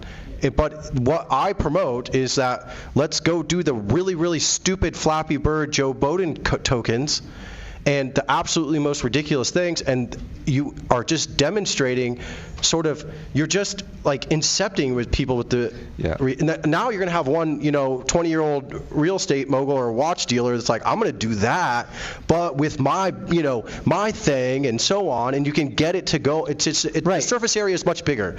You guys like the N-Chain, I don't know really what you do, but the N-Chain crew has been doing backdoor meetings. I'm just saying, Bitcoin I don't even know which of these Calvin companies we're talking about, but they've been trying to do backdoor enterprise handshake deals for 6 years, and nothing that I'm aware of has come of that. But then you think about Solana, and they've only been trying to do Joe Biden memes, and now all of a sudden Microsoft is calling them. So why is that?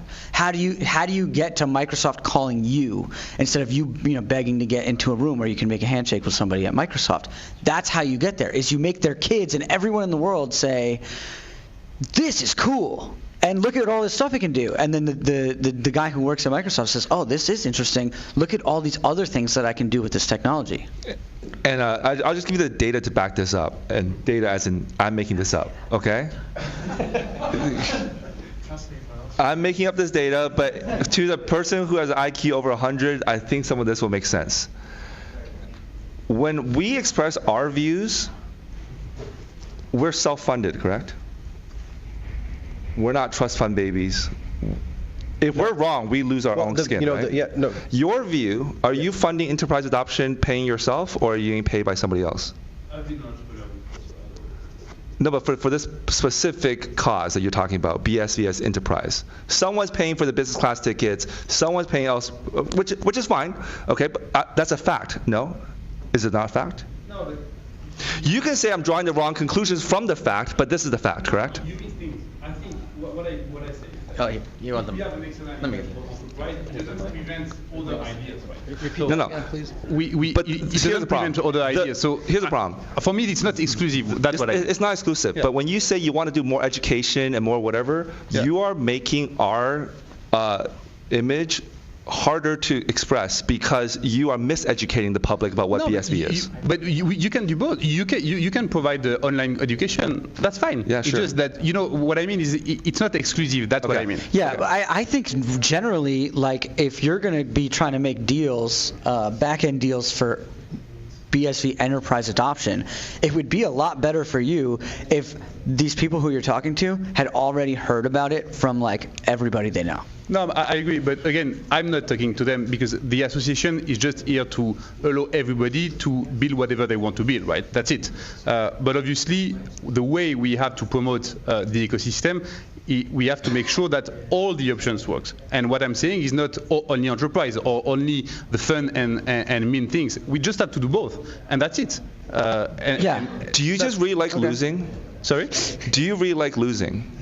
Do you feel losing lawsuits, not landing deals? How many how many meetings do you need to go to before you are tired of losing? We are talking about the tech. We are talking about clear strategy about the tech, not external factors. That's what you mix. Yeah, no, just. Yeah, but if the tech could stand on its own feet, then this wouldn't even be a conversation. I'm just wondering what do you guys propose we do differently? Because I don't disagree with anything you said, but how are we supposed to realize that? What else are we supposed to do? We're building libraries, we're building education, we're trying to get more developers educated. Yeah. So what are we doing that isn't promoted? Okay, I don't have the exact answer for you right this second. Maybe in 30 seconds I will. But I want to say that I feel that there's a step that's missing. So there's obviously something impressive that you guys have done in testnet, 1 million transactions per second. I don't even know how to code. Do you know how to code? I can't even get you 5 transactions per second. Okay? To me, BTC technology looks impressive to someone like as stupid as me. But you're showing people this testnet, right? And then you want to directly land a use case like enterprise where they go mainnet with like some crazy use case that uses 1 million transactions, okay? There's a gap where they're like, just think of the meme degen people as your testnet, your new testnet. We're testing this thing in the live environment, so you can be like, hey, look, this is now trusted for the meme economy, for this other economy. You're next to be trusted. That's what we're saying. We're filling that bridge section. So I really appreciate the discussion, and I just wanted to support this principle, which I share, called fun fuels utility, with some historical examples. So sport planes went from A to A before commercial planes went from A to B, right? What else? Bicycles were for sport. Cars.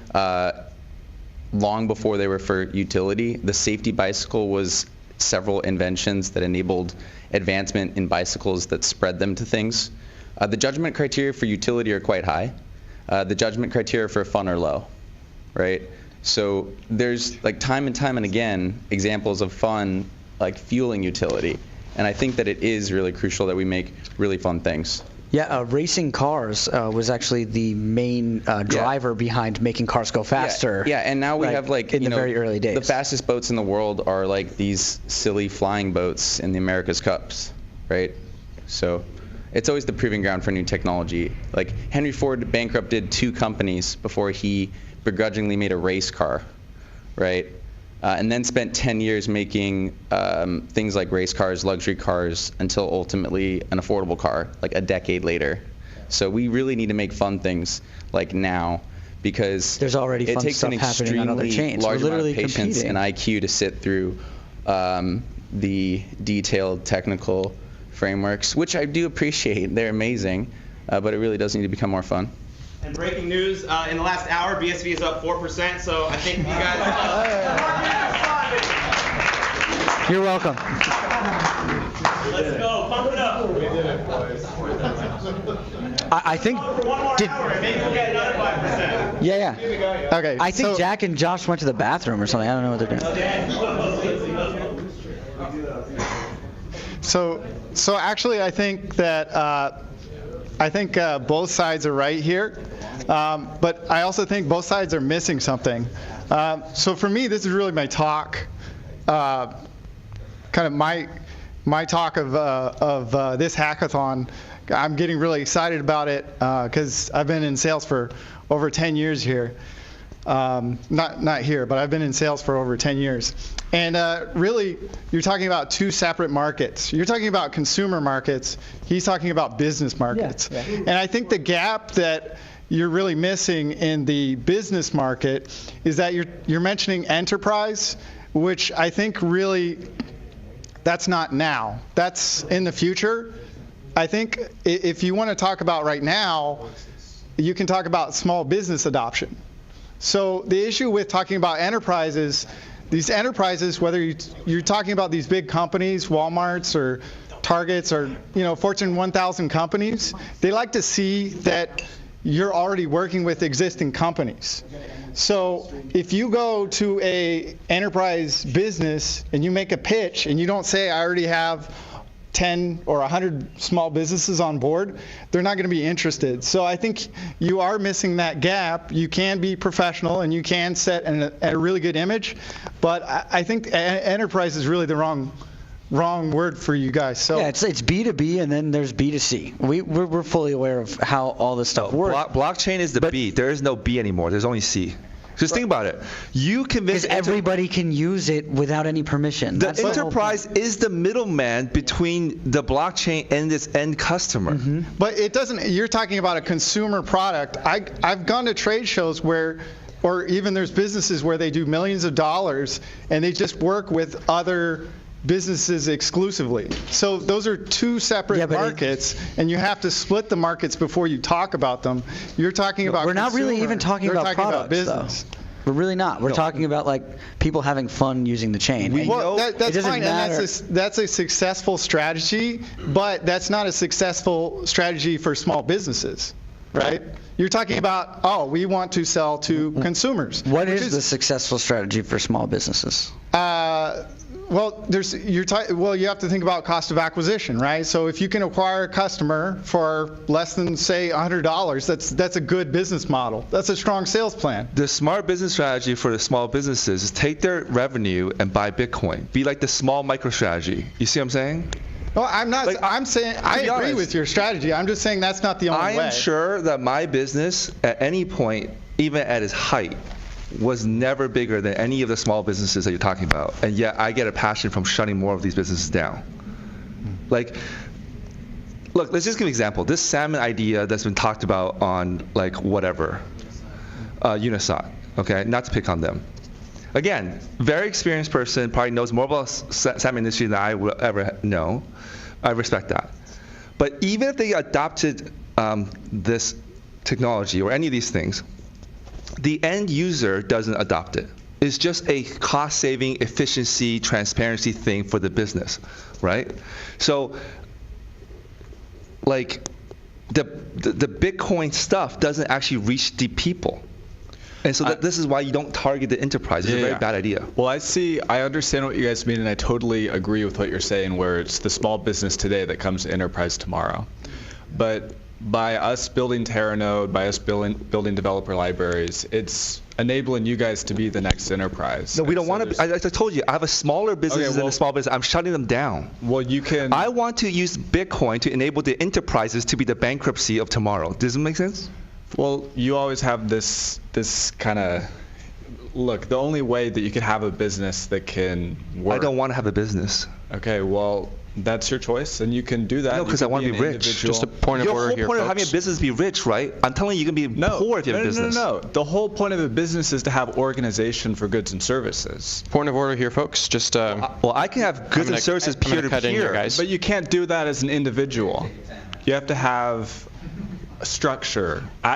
All of your businesses depends on Apple or Windows or Microsoft, and that is organization. They've laid the foundation for your individual sole proprietorship.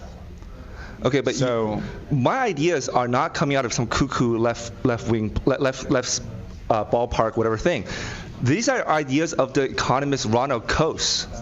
The idea of, like, why does a firm even exist is because of friction. When Bitcoin removes that friction, the optimal size of a firm is decreasing. There's a guy who has nothing to do with BSV, BTC, Ethereum debate, Naval Ravikant, who people respect from his wisdom about in the Silicon Valley, in the tech industry. He says more than ever, you can now have $100 million revenue businesses with 10 people. Yeah, it's 10, and now it's 3. We have 3.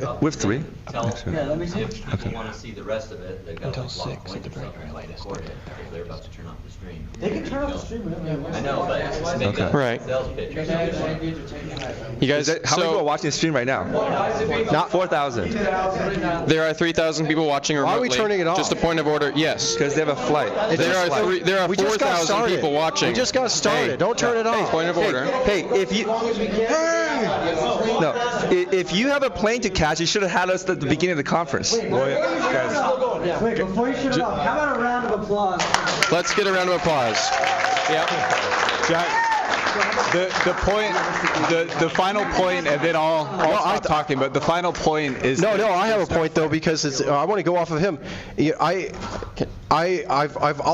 all started a business. Most people in this room probably have. So it's like don't get caught too much on the terms. It's right. The 10 people, and then I've ran businesses where we had employees and did the whole thing. And I'll tell you through personal experience, I've been actually running my own business, a real one that made money, not like a little kid thing, since I was 19, let's say 20. Actually made money and had to pay myself and other people and so on. And at first it was 3, then it got 5, then it got 10, then it got 15, then it got 20, and then I was thinking, what am I going to do with my life? This is the worst nightmare I've ever experienced. I know that's just my personal experience, but please listen. Now, then we go to from 20 to then 5. Try the 10 again. That's a mistake. And now then it's 5, and now it's 3, and then it's here. This is the tail here because we have Bitcoin. The tail, whenever that may be, and maybe you have your own timeline. You have to experience on your own timeline. It's like a little Big Bang for everyone, but you'll have the same experience, and then it'll be 1. I don't know how long that takes. 20 years, 2 days. I have no idea. Tomorrow could be, because tomorrow I could buy the fake Toshi token that is the most successful token ever, and what do I do? That's it. That was the business. You know what I mean? So I'm not trying to push ideas that are like so lost and so far out there. We're not like calling Craig Wright Jesus right now. We're talking about I'm talking about real experiences. It's not like just my ideas. It's like feedback loops that we get over time. And because I'm trying to run ordinalswallet.com, it's an on-chain business. When somebody asked me, a friend of mine reached out and said, "Hey, I'm really interested in your business. Maybe I could buy your technology from you or whatever. Like, what's it do?" And then I said, "It's just a website, and that host stuff that's on the blockchain. It's completely on-chain." He's in crypto and he didn't really quite follow. And I said, "Here, let me do this. I'm going to send you this address, and that's where all our income comes from." It's like you can just see my whole financials. It's all there. This just happened like 2 weeks ago. Yeah. This is a real thing that happened. We're not talking bullshit. We're not trying to put people in a bad position because there's a business and there's not a business and so on. But this is where things are going. So the more you can adopt this, and then maybe you have to entangle it with the current situation. But the farther along you get now with this kind of concept, the more opportunities there'll be for everybody involved. Yeah, I think the point is pretty simple. It's that the way Bitcoin works is that everybody owns the coin, works for Bitcoin. And then we all work together for the same purpose of making it successful. And as it's successful, the price goes up. We become more and more successful over time. So I'm done. So, but Dan's got a question. Mike for Dan. Yeah, but to finish my point is that the way that we can have all these new developers that we have now without actually having to pay them is because everybody wants Bitcoin to succeed at the same time. How do you dumb this idea of the Bitcoin company down? Because it's a paradigm shift. I've went through this, right? There's this moment where you started a business and you did it the traditional way, you raised capital, whatever, and then you come to this realization about Bitcoin.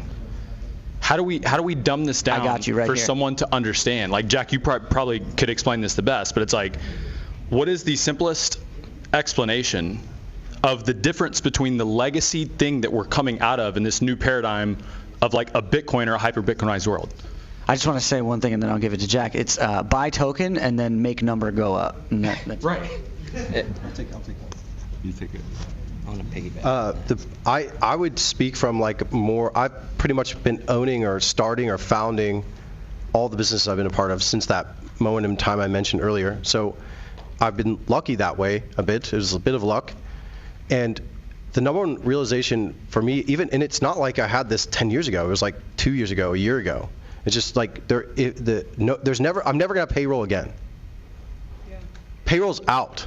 W-2 is a scam. Now we can talk about the government and taxes and all that. That's not what we're here to talk about. But every person that works for me is going to be an entrepreneur. And then what happens is you have all these guys who want to do their own thing, and then even have a lot more conflict now. But the conflict is relieving because before I had this employee who was completely a parasite at some point. Maybe he was very productive in the beginning, and then he eventually found his positions, and then he was like using me, and using this law and all this kind of this barrier that he gets with that position.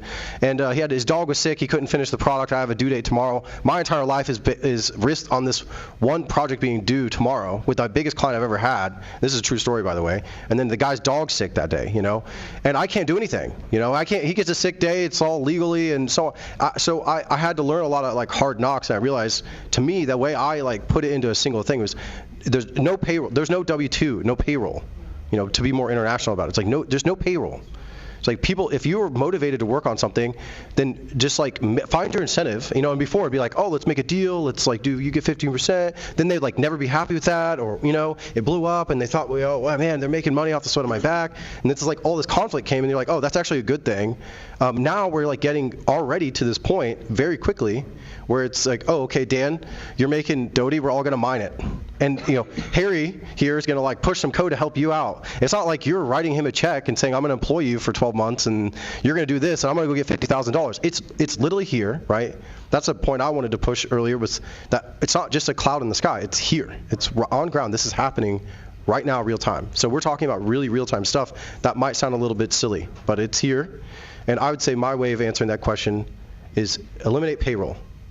And then we'll get to the point, we're in the middle ground. We'll get to the point where you can do all the super hyper Bitcoinization. Everybody's on their own, working together. We're all telepathic, plugged into each other's, buttholes or whatever. We'll figure it out. But like that we'll figure that part out. But right now we're kind of in between state.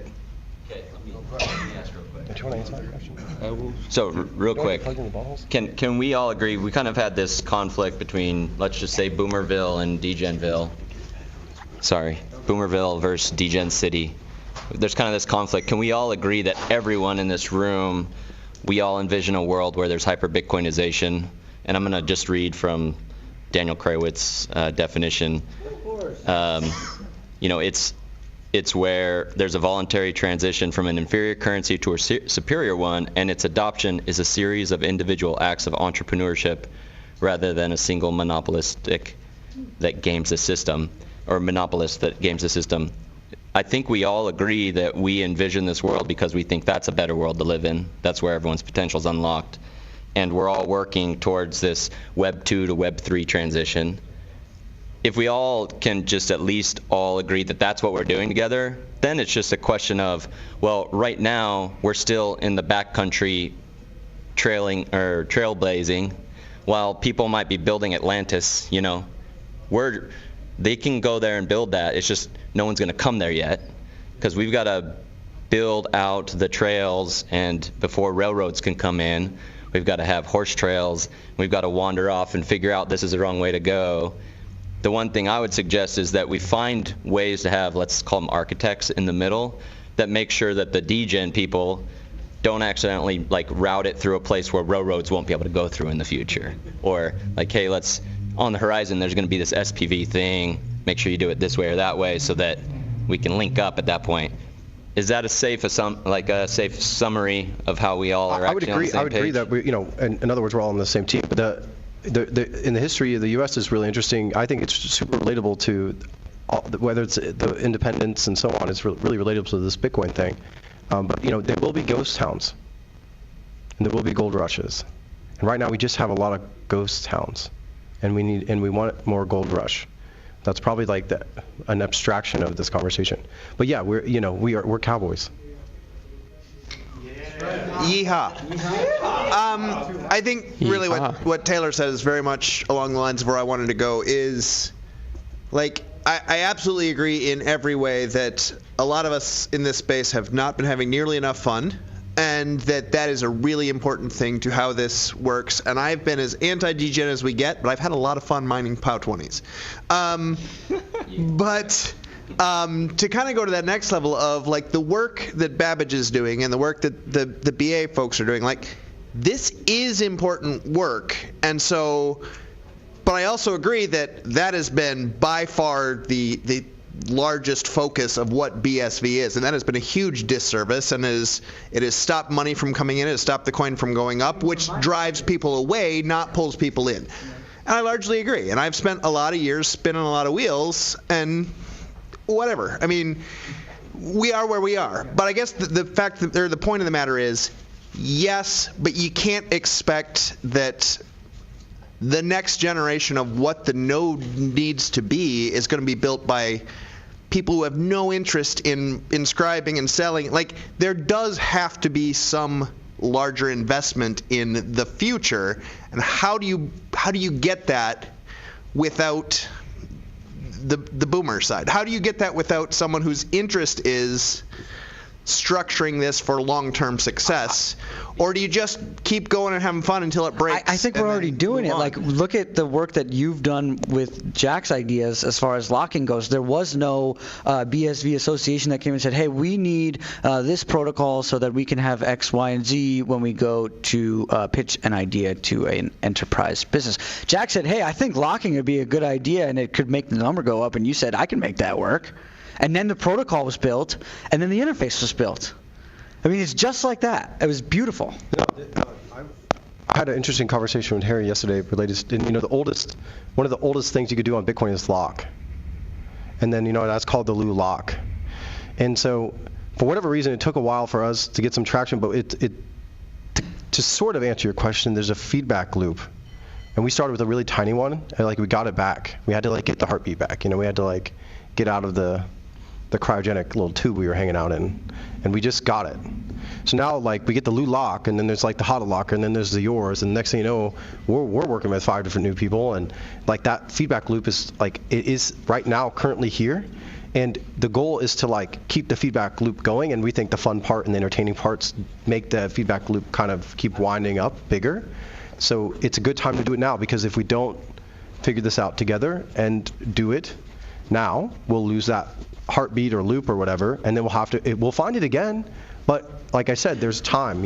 How much time do we have in our own lives, physically, to keep losing that feedback loop? So we had it probably 3 or 4 years ago, and I think it's back now. Well, and I think to somewhat answer my own question as well, the fact of the matter is if number had gone up, those of us whose fun is building node software and building protocols and stuff would probably be a lot freer to have fun, which builds that future. 100%. Let us help you help yourself, and then you will in return help us more, because obviously people on my position, I'm using all the tooling. That's what I mean. I didn't want to be condescending. It's obviously I'm completely aware of that, and I have a lot of good relationships, but it's very valuable that all that stuff is there and exists. It's no question. And now we're trying to be so I'm coming with my pitch deck to you and saying, hey, why don't you invest in this idea now? Because I totally am invested on yours. I'm actually going to build on that idea, but we'll have to do it in this really weird, crazy way that might make some people feel uncomfortable. And so it's just the pitch, What locking coins?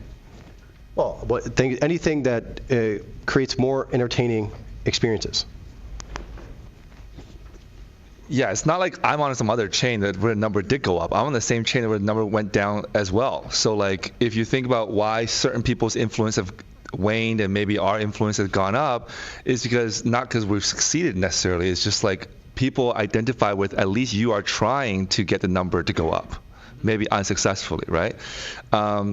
To Dan's question, the reason why I let these guys speak first is I don't really have a perfect answer. The question was, how do you have people have this paradigm shift around working for Bitcoin instead of working for your company or the company you work for, etc. That itself was a paradigm shift. I think there's people still around the world that doesn't value getting equity in a company. They just join a startup, how much you pay in cash.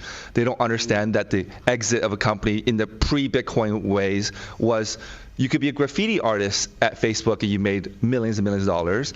But if you just went and didn't take the stock, some of these athletes that had the option to take Nike stock made a lot of money. The people that just took a random $1 million a year sponsorship and through parties, they didn't make that money. So, that's an education. So Bitcoin itself is a replacement of the corporate entity. It gives you if time is money, right? And money is equity or ownership, not the paper that you're counting, because you have to invest that paper. Then your mental model should just be how do I convert my time into ownership most directly possible. And I get this question a lot because people are like, okay, I have kids. I can't live like you. There's realities. You sound very naive, immature about the realities of the world, right? And or they're like, you might have got lucky on something and it went up 100x and now it can fund this bullshit you're spieling. You don't understand that this success traces back to this luck, which I'm even willing to say maybe it is luck. Maybe it is not talent that got to the 100x. It's completely luck, right? But what I'll say is that it's not that you need to quit your full-time job. It's not that you need to take your kids out of private school and save this money to be able to do this like on-chain stuff. I'm just saying that, like, quite frankly, if you're telling me you have all these expenses and realities of the world, why are you even in this conference talking about the future of Bitcoin? This is taking up a lot of your time, and mostly you're not getting paid for it.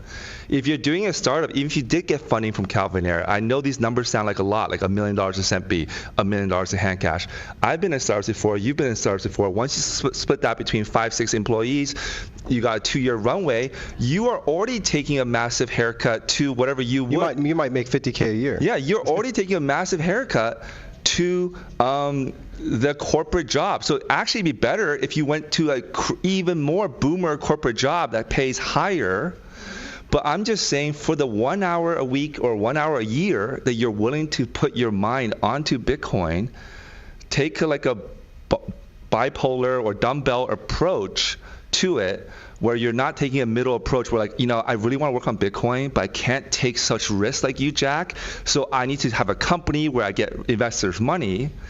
Why don't you just say, I don't have that much time to work on Bitcoin because of my debt and whatever obligations I have, but I'm going to make sure that 1 hour I spend is like really to the exactly what only Bitcoin can do, which is give me like ownership in some token, some asset. And I know this because when we were the first Ordinals marketplace, it was so busy. Like, shout out to people on the live stream. I'm sure my teammates are watching.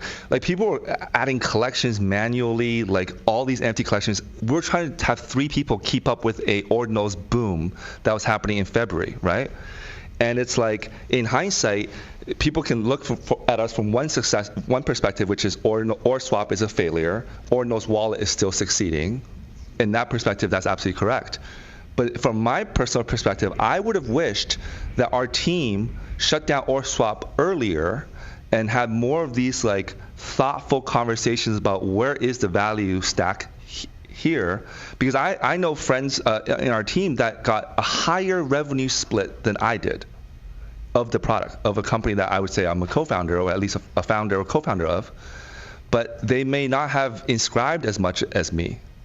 So having lived through that experience, if I was so wise, I was so smart, I would have told all of them, don't answer customer support, just inscribe more clearly. But we have to learn that. So I'm telling you, from like years and years of the first product on Relay was not on-chain NFT DEX order lock. The first product was actually how to buy Bitcoin with PayPal and WeChat. So I started at the most boomer part, and I've been trying to unboomer myself. And so when I say this, when I say you guys all boomers, you're not gonna make it, I'm saying this current mindset's not gonna make it. It's like you're totally equally intelligent, more intelligent, and we could use everyone succeeding much more rapidly. I'm hoping to save you the 10 years of what we've experienced. Yeah, I mean, I think a big part of that point is that you could either make 50 grand working for whatever company Y, or you could have put $100 in a bitmap and made 50 grand in a few weeks, right? And then there's a lot of opportunities like that on chain. Can I just restate that really what we need to do is attract energy and excitement? One of you said that and wrote it down. It's like that's really what we should be all about. I think we're going to wrap it up. Yeah, we'll take one last question. Maybe 2. Maybe 3. Yeah, so I was going to say that it seems like the question is, what happened to the momentum? Why don't we have the momentum? Where did the momentum go? And I think the answer might lie if we go back to where we most recently had the momentum. As a community and as a movement, and I think that spot is right around the work of Unwriter. So when Unwriter was working, there really was, to me at least, this sense or this feel that not only do we have the wind sort of in our sails, but also through Unwriter's engineering work, the boat was actually moving forward. Whereas right now, as we're discussing these questions, both from the earlier engineering conversation about overlay and indexing, and this conversation, which is more about entrepreneurial philosophy, what I hear sounds very fragmented, fractured, and cacophonous. So it's not just that we lost a certain momentum. With that, there seems to be a loss of direction. So I am wondering, since I've sort of been entangled with things that are not core to I think our work, but you guys have been doing the work that you've been doing, and I think some of you have been working very closely with Unwriter's products. If any of you had a greater sense of what Unwriter was planning next, because if you remember, he talked a lot about how basically what he was doing was building this entire write stack, and what was going to come next was supposed to be the read stack, but then Unwriter disappeared. So maybe someone here knows where Unwriter disappeared to. But that was like what? He disappeared like 3 years ago. Yeah. Yeah. He got the money and ran. But I think. No, that's not when the momentum really died, to be honest. But I appreciate your knowledge of the history. You ping me afterwards. We can have a discussion. Do you have anything to say that? But what I wanted to say is, like, since we're on camera, are we still on the live stream? You are. Your audio is still live. Audio is still live. Keep going. Okay. Video, but audio is live. No video, audio is live. Okay. We're packing everything up, but Spaces is still live. Yeah. You got 4,000 people. All right, because this is important. I want to give. We're gonna keep this going for as long as we possibly can. All right. Okay. Good idea. Not a moment longer. Answer his question, Jack. Okay, I want to read some actual feedback about this event from this amazing chat group. Okay. The Relay X chat? Yes. This is the technical one that just came before us, where a bunch of highly technical people were talking about scaling and 1 million transactions, etc. Here's the feedback. Is this guy David? Everyone on this panel is retarded except for him. Literal scammers, shaking my head. Okay, Jack. Is this, am I allowed to read this? Yeah? Oh, go ahead. Okay. Is this a debate? And someone says, bunch of incompetent people trying to hit 1 million TPS using advice from a known scammer. I rest my case. Like, if you have overlay, just commit the root of the overlay to Ethereum.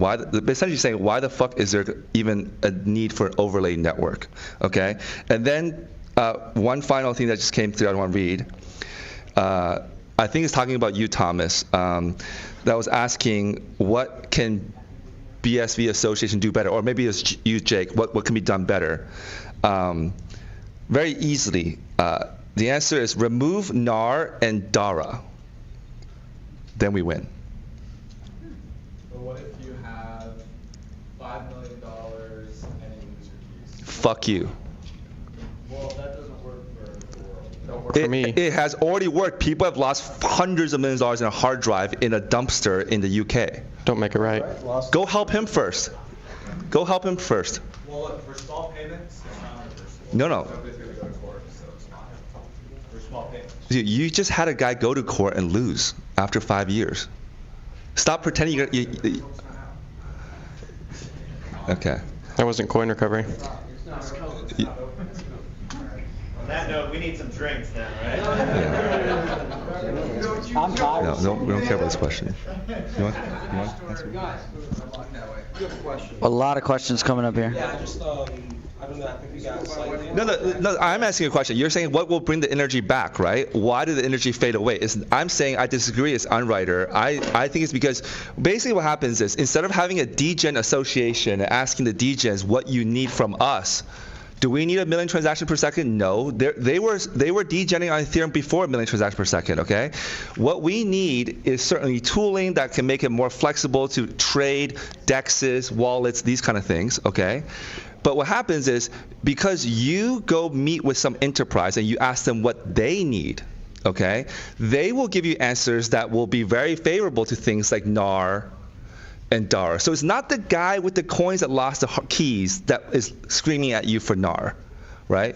They're screaming for Ledger to make another product. So we can have more and more better products, multi-sigs, different things that can allow you to use technology to prevent this from happening. That's my way of solving that. But it's these enterprises that only has one accountant, that doesn't know how to manage the books, that is telling you, but see, there's 2 ways to read a room, right? You can either believe what they're telling you, or you can tell them maybe what they're saying is not the right solution, and you're buying just hook and sinker into this idea that core is going to solve this. I don't think that was where the momentum ever was, though. As far as the Unwriter stuff goes, I think there was momentum around Unwriter. There was also a lot of excitement around the early days of Bitcoin scaled vision is coming to fruition, and also Craig is Satoshi, and then there was Twetch, and there was all these products coming out. There was a ton. Yeah, Twetch was huge. Twetch got like 100,000 users within 6 months. So it wasn't just Unwriter, or it definitely wasn't anything that was coming out of the Calvin funding, I would say. But the point is, almost all of that stuff pretty much failed. So like over time, and especially with now Craig losing, the momentum must come to the consumer, the personal ownership, the ability to trade fast, and everybody can do whatever they want without any middleman. It has to come to that now, and that was kind of the point of this whole talk, mostly. Or I think BSV could die. Yeah, so I mean, I guess it seems to me like for great technological movements, there are these particular people with particular minds who have particular insights that are able to affect these great leaps forward. And it seems to me like, basically like, in a way, Unwriter was able to rhyme with Satoshi. It was like he was like a new Satoshi that showed up, and that was some miraculous in the way that Satoshi was also miraculous. And I expect that something like that will happen again. We have other examples, like there's few geniuses that like basically like our whole culture in tech turns on. But it's not necessarily one person, but I think that yeah, I mean, we're basically kind of like, it sounds to me like people don't have the answer, they don't know where to look for the answer, and that's when one of these characters. Yeah, I think make the number go up, bring momentum and interest back into the idea that Bitcoin could scale, and we'll have 100 Unwriters. I disagree that you need more geniuses. I think if you think Craig Wright is Satoshi, you already had a genius. You already have Scalable Blockchain. If you think Calvin Ayre is the person who funded the ability for BSV to exist, great, you already had your big backer. Now this chain, relatively speaking to me, it already works. I mean, even after Craig lost the case, I made a transaction, it was still super cheap, it was still super fast. I think what actually happens, because I used to work at an exchange, right? These exchanges are not looking for you to give them a light client, okay? That's why you go spend 2 years building a light client, be like, hey, I know BSV node is hard to run and it's costing you $748 to run the node. Use my light client, only costs $48. It's like, no, they make hundreds of millions of dollars a month. They could not give a single fuck about this the light client versus real client, right? So like, the more you change this software and tell them they have to upgrade this, upgrade that, they're having to do more work. What you want to do is keep this thing untouched, try and pump it with coins, with tokens, whatever, so that they have much more users that need Bitcoin. Their competitors who don't have BSV have to list BSV because there's too much liquidity going on with that. And after you get to that point, that's when you maybe give them a better node or whatever else. You got to keep this thing simple. Yeah, I think one point that I do want to make is that from the years 2018 until last year, 2022, 90% of my crypto transactions happened on BSV. But in the last year, so until 2023 actually, from 2023 to 2024, 90% of my crypto transactions have been on other chains other than BSV. And so the momentum has shifted, and we're here to like figure out how we can bring the momentum and the fun back. Yeah. I guess I'll say last things. And I think one disappointing thing, for example, is ordinals had a boom, and now there's ordinals on every single chain. My question is, how come BSV was not at least a second chain to have ordinals? How is it Doge? You can't tell me there's more Doge developers than there are BSV developers. And then I had dinner last night with Harry, the lead developer of Ordinals Wallet. He explained to me that he can run the exact same setup, and it will instantly work on both Dogenals and BTC and other chains like Bell. But if he runs that setup on BSV, it doesn't work because one sat Ordinals went away from it and did some other thing. It's like you're making it really hard for developers to, like, in that Degen world, to come over to BSV again. Even us that believe in BSV here on the panel, our products never featured BSV one-sat ordinals, which is a shame. Not yet. Yeah, so I was Not gonna yet. Say, I think that what we need is a genius like Jobs or Wozniak that rhymes with Unwriter and rhymes with Satoshi, and that is what will pull us forward. And You can pray for it. yeah, and then the other thing I'll say is that you were saying, like, why didn't it take off on Bitcoin? Why on these other chains? I think the real answer, and especially as I hear you guys trying to reason about the causality of everything that's going on with the ecosystem, the hidden factor is that there's actually inter-community sabotage that has happened and that is ongoing. And in fact, the only way that some of these other chains are able to hold Bitcoin down is through foul play. And that's something that we are going to have to address as a movement. It's true. I want to see the books of who's funding Terranode. And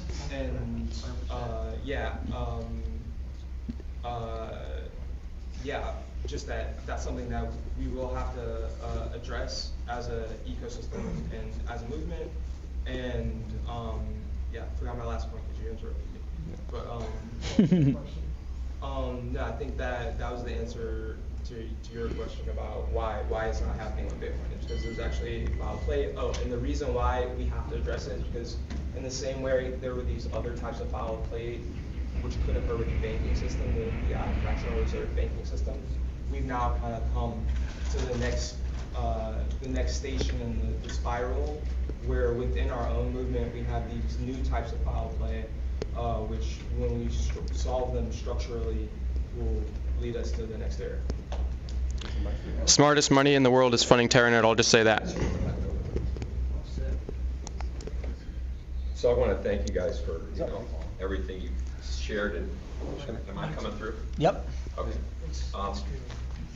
So where I come from, I'm an OG.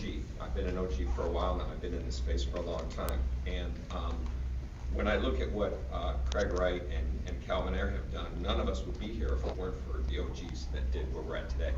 And what I see here is incredible young minds, each with a different opinion of what we should be doing going forward. And I have my own opinion. We all do, right? We each have our own opinion of the way we move forward. The way to move forward is to respect each and other opinions without degrading them, because they all have value. Every person, every human has value. So the only thing I'm going to say is, what I'm reminded of is a story. So there's two bulls up on a hill, an old one and a young one, right? And I'm sure many of you have heard this story, many of you haven't.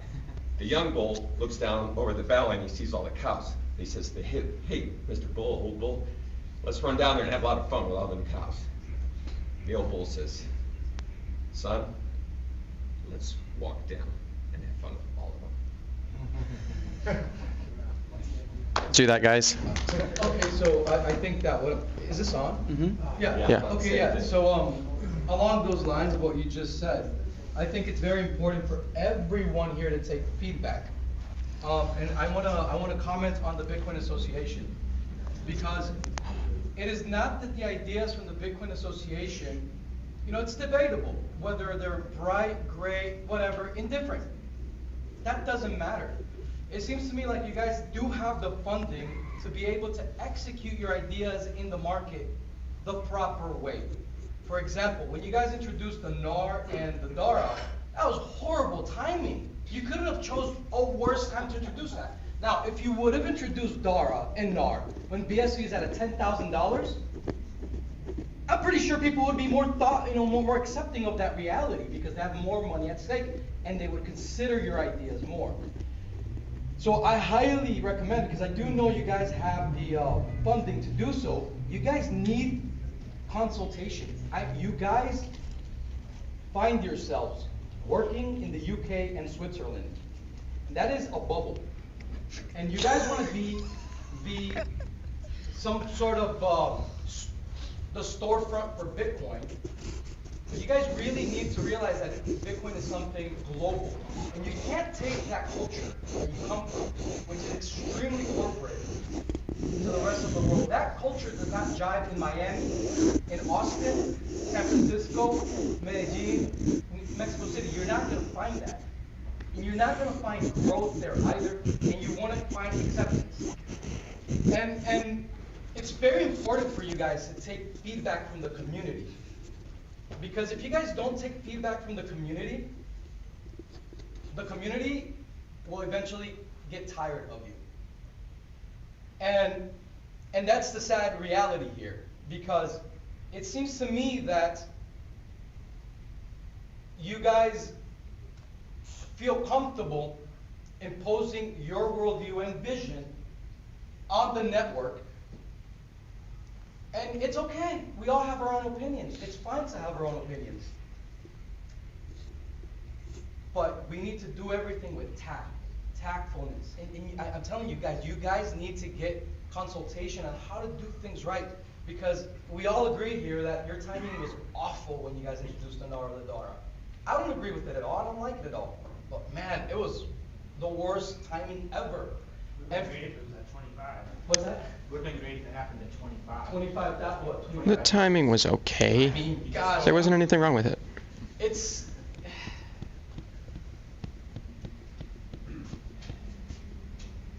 You have to be able to take feedback. Sure. And you have to be able to grow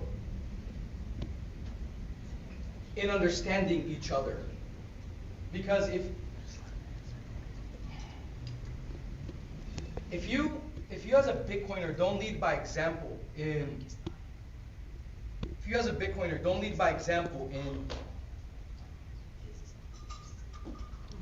having that altruism, that's really what's really at the heart of all of this.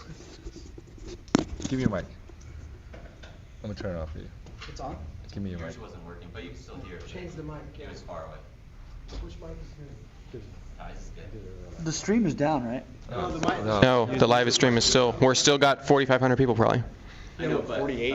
If we could adjust the Rob's mic was not on. Oh. You still hear him? We could hear him a little bit in the stream. the number's yeah. going up. He was Gotta good. keep going. Was he good? Yeah, he came through.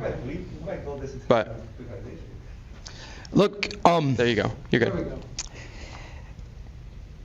go. The BSV Association, for a lot of people, and with the optics of the world that is looking at BSV, because believe it or not, everyone is looking at BSV. This is the place and the mothership for not the blockchain competition of next year or of the future. I'm talking about later on this afternoon.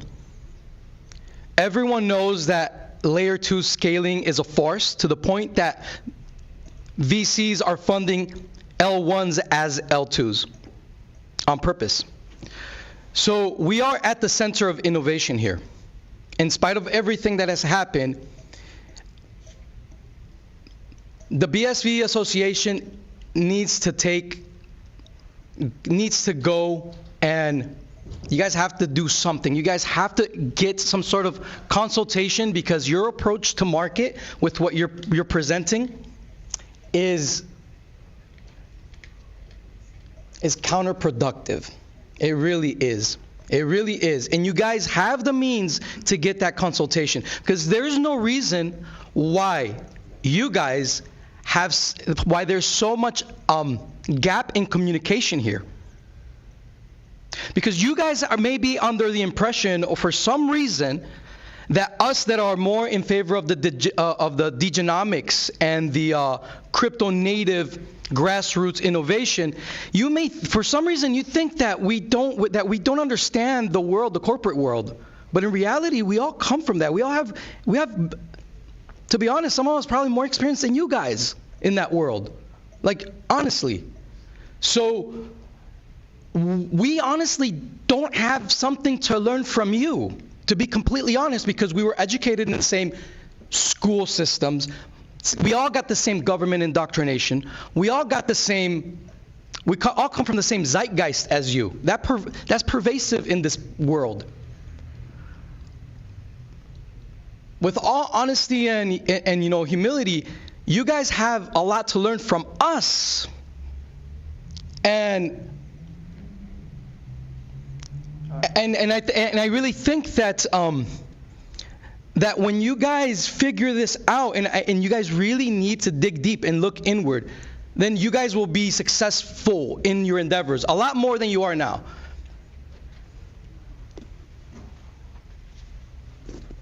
So Maybe, just a feedback on that. So I appreciate this feedback, and that's what we are here, right? We are looking for feedback, and we sponsor this event to have this kind of debate, right? So we are totally open for feedback.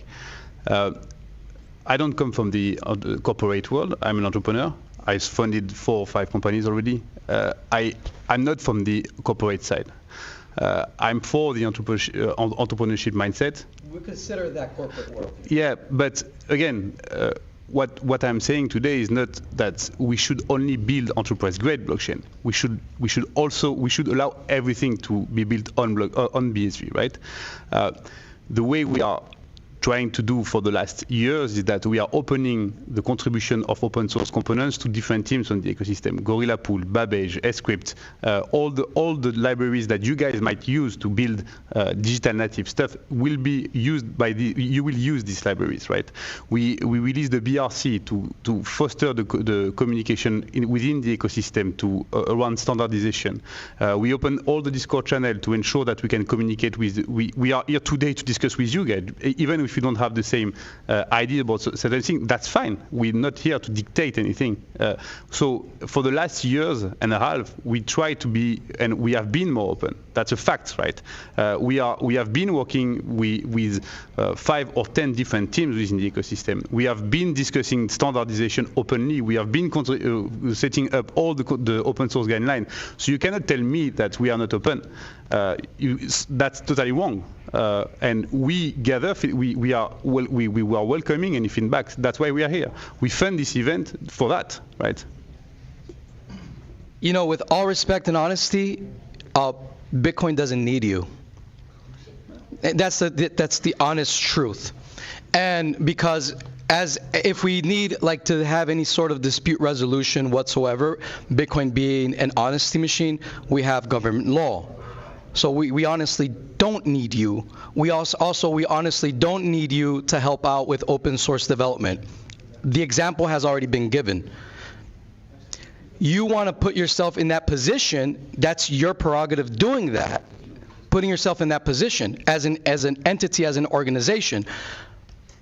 But if you're going to put yourself in that position, then you have to realize that at the end of the day, you guys don't call the shots.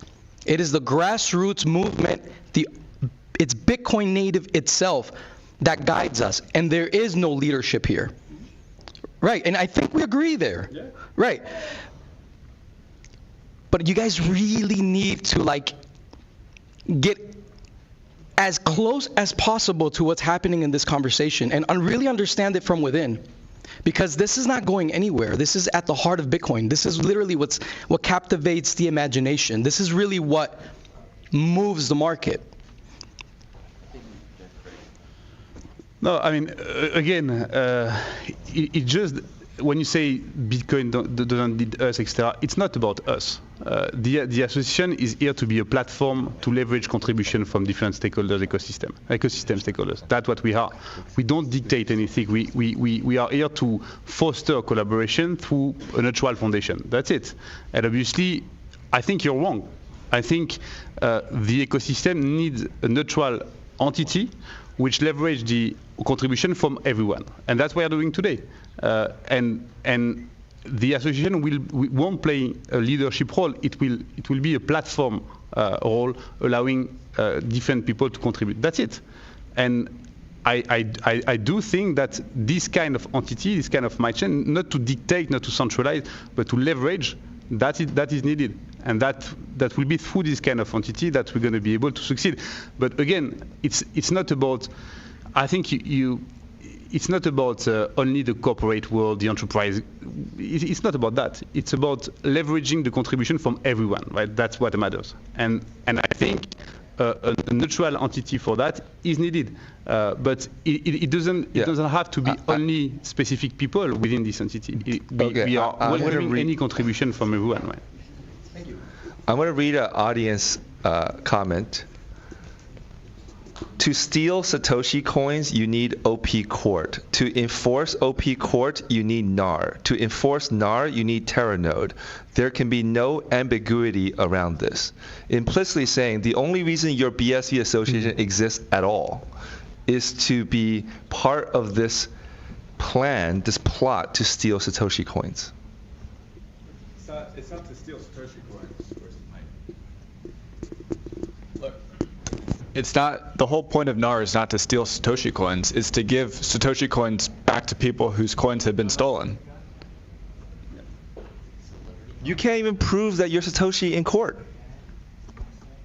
Again, if you want to look, that court case, honestly, in my opinion, isn't finished yet. And if you actually read the claims, what they're asking for is those statements. All right, so sCrypt Hackathon number 2 in 22 days, correct? You'll be here?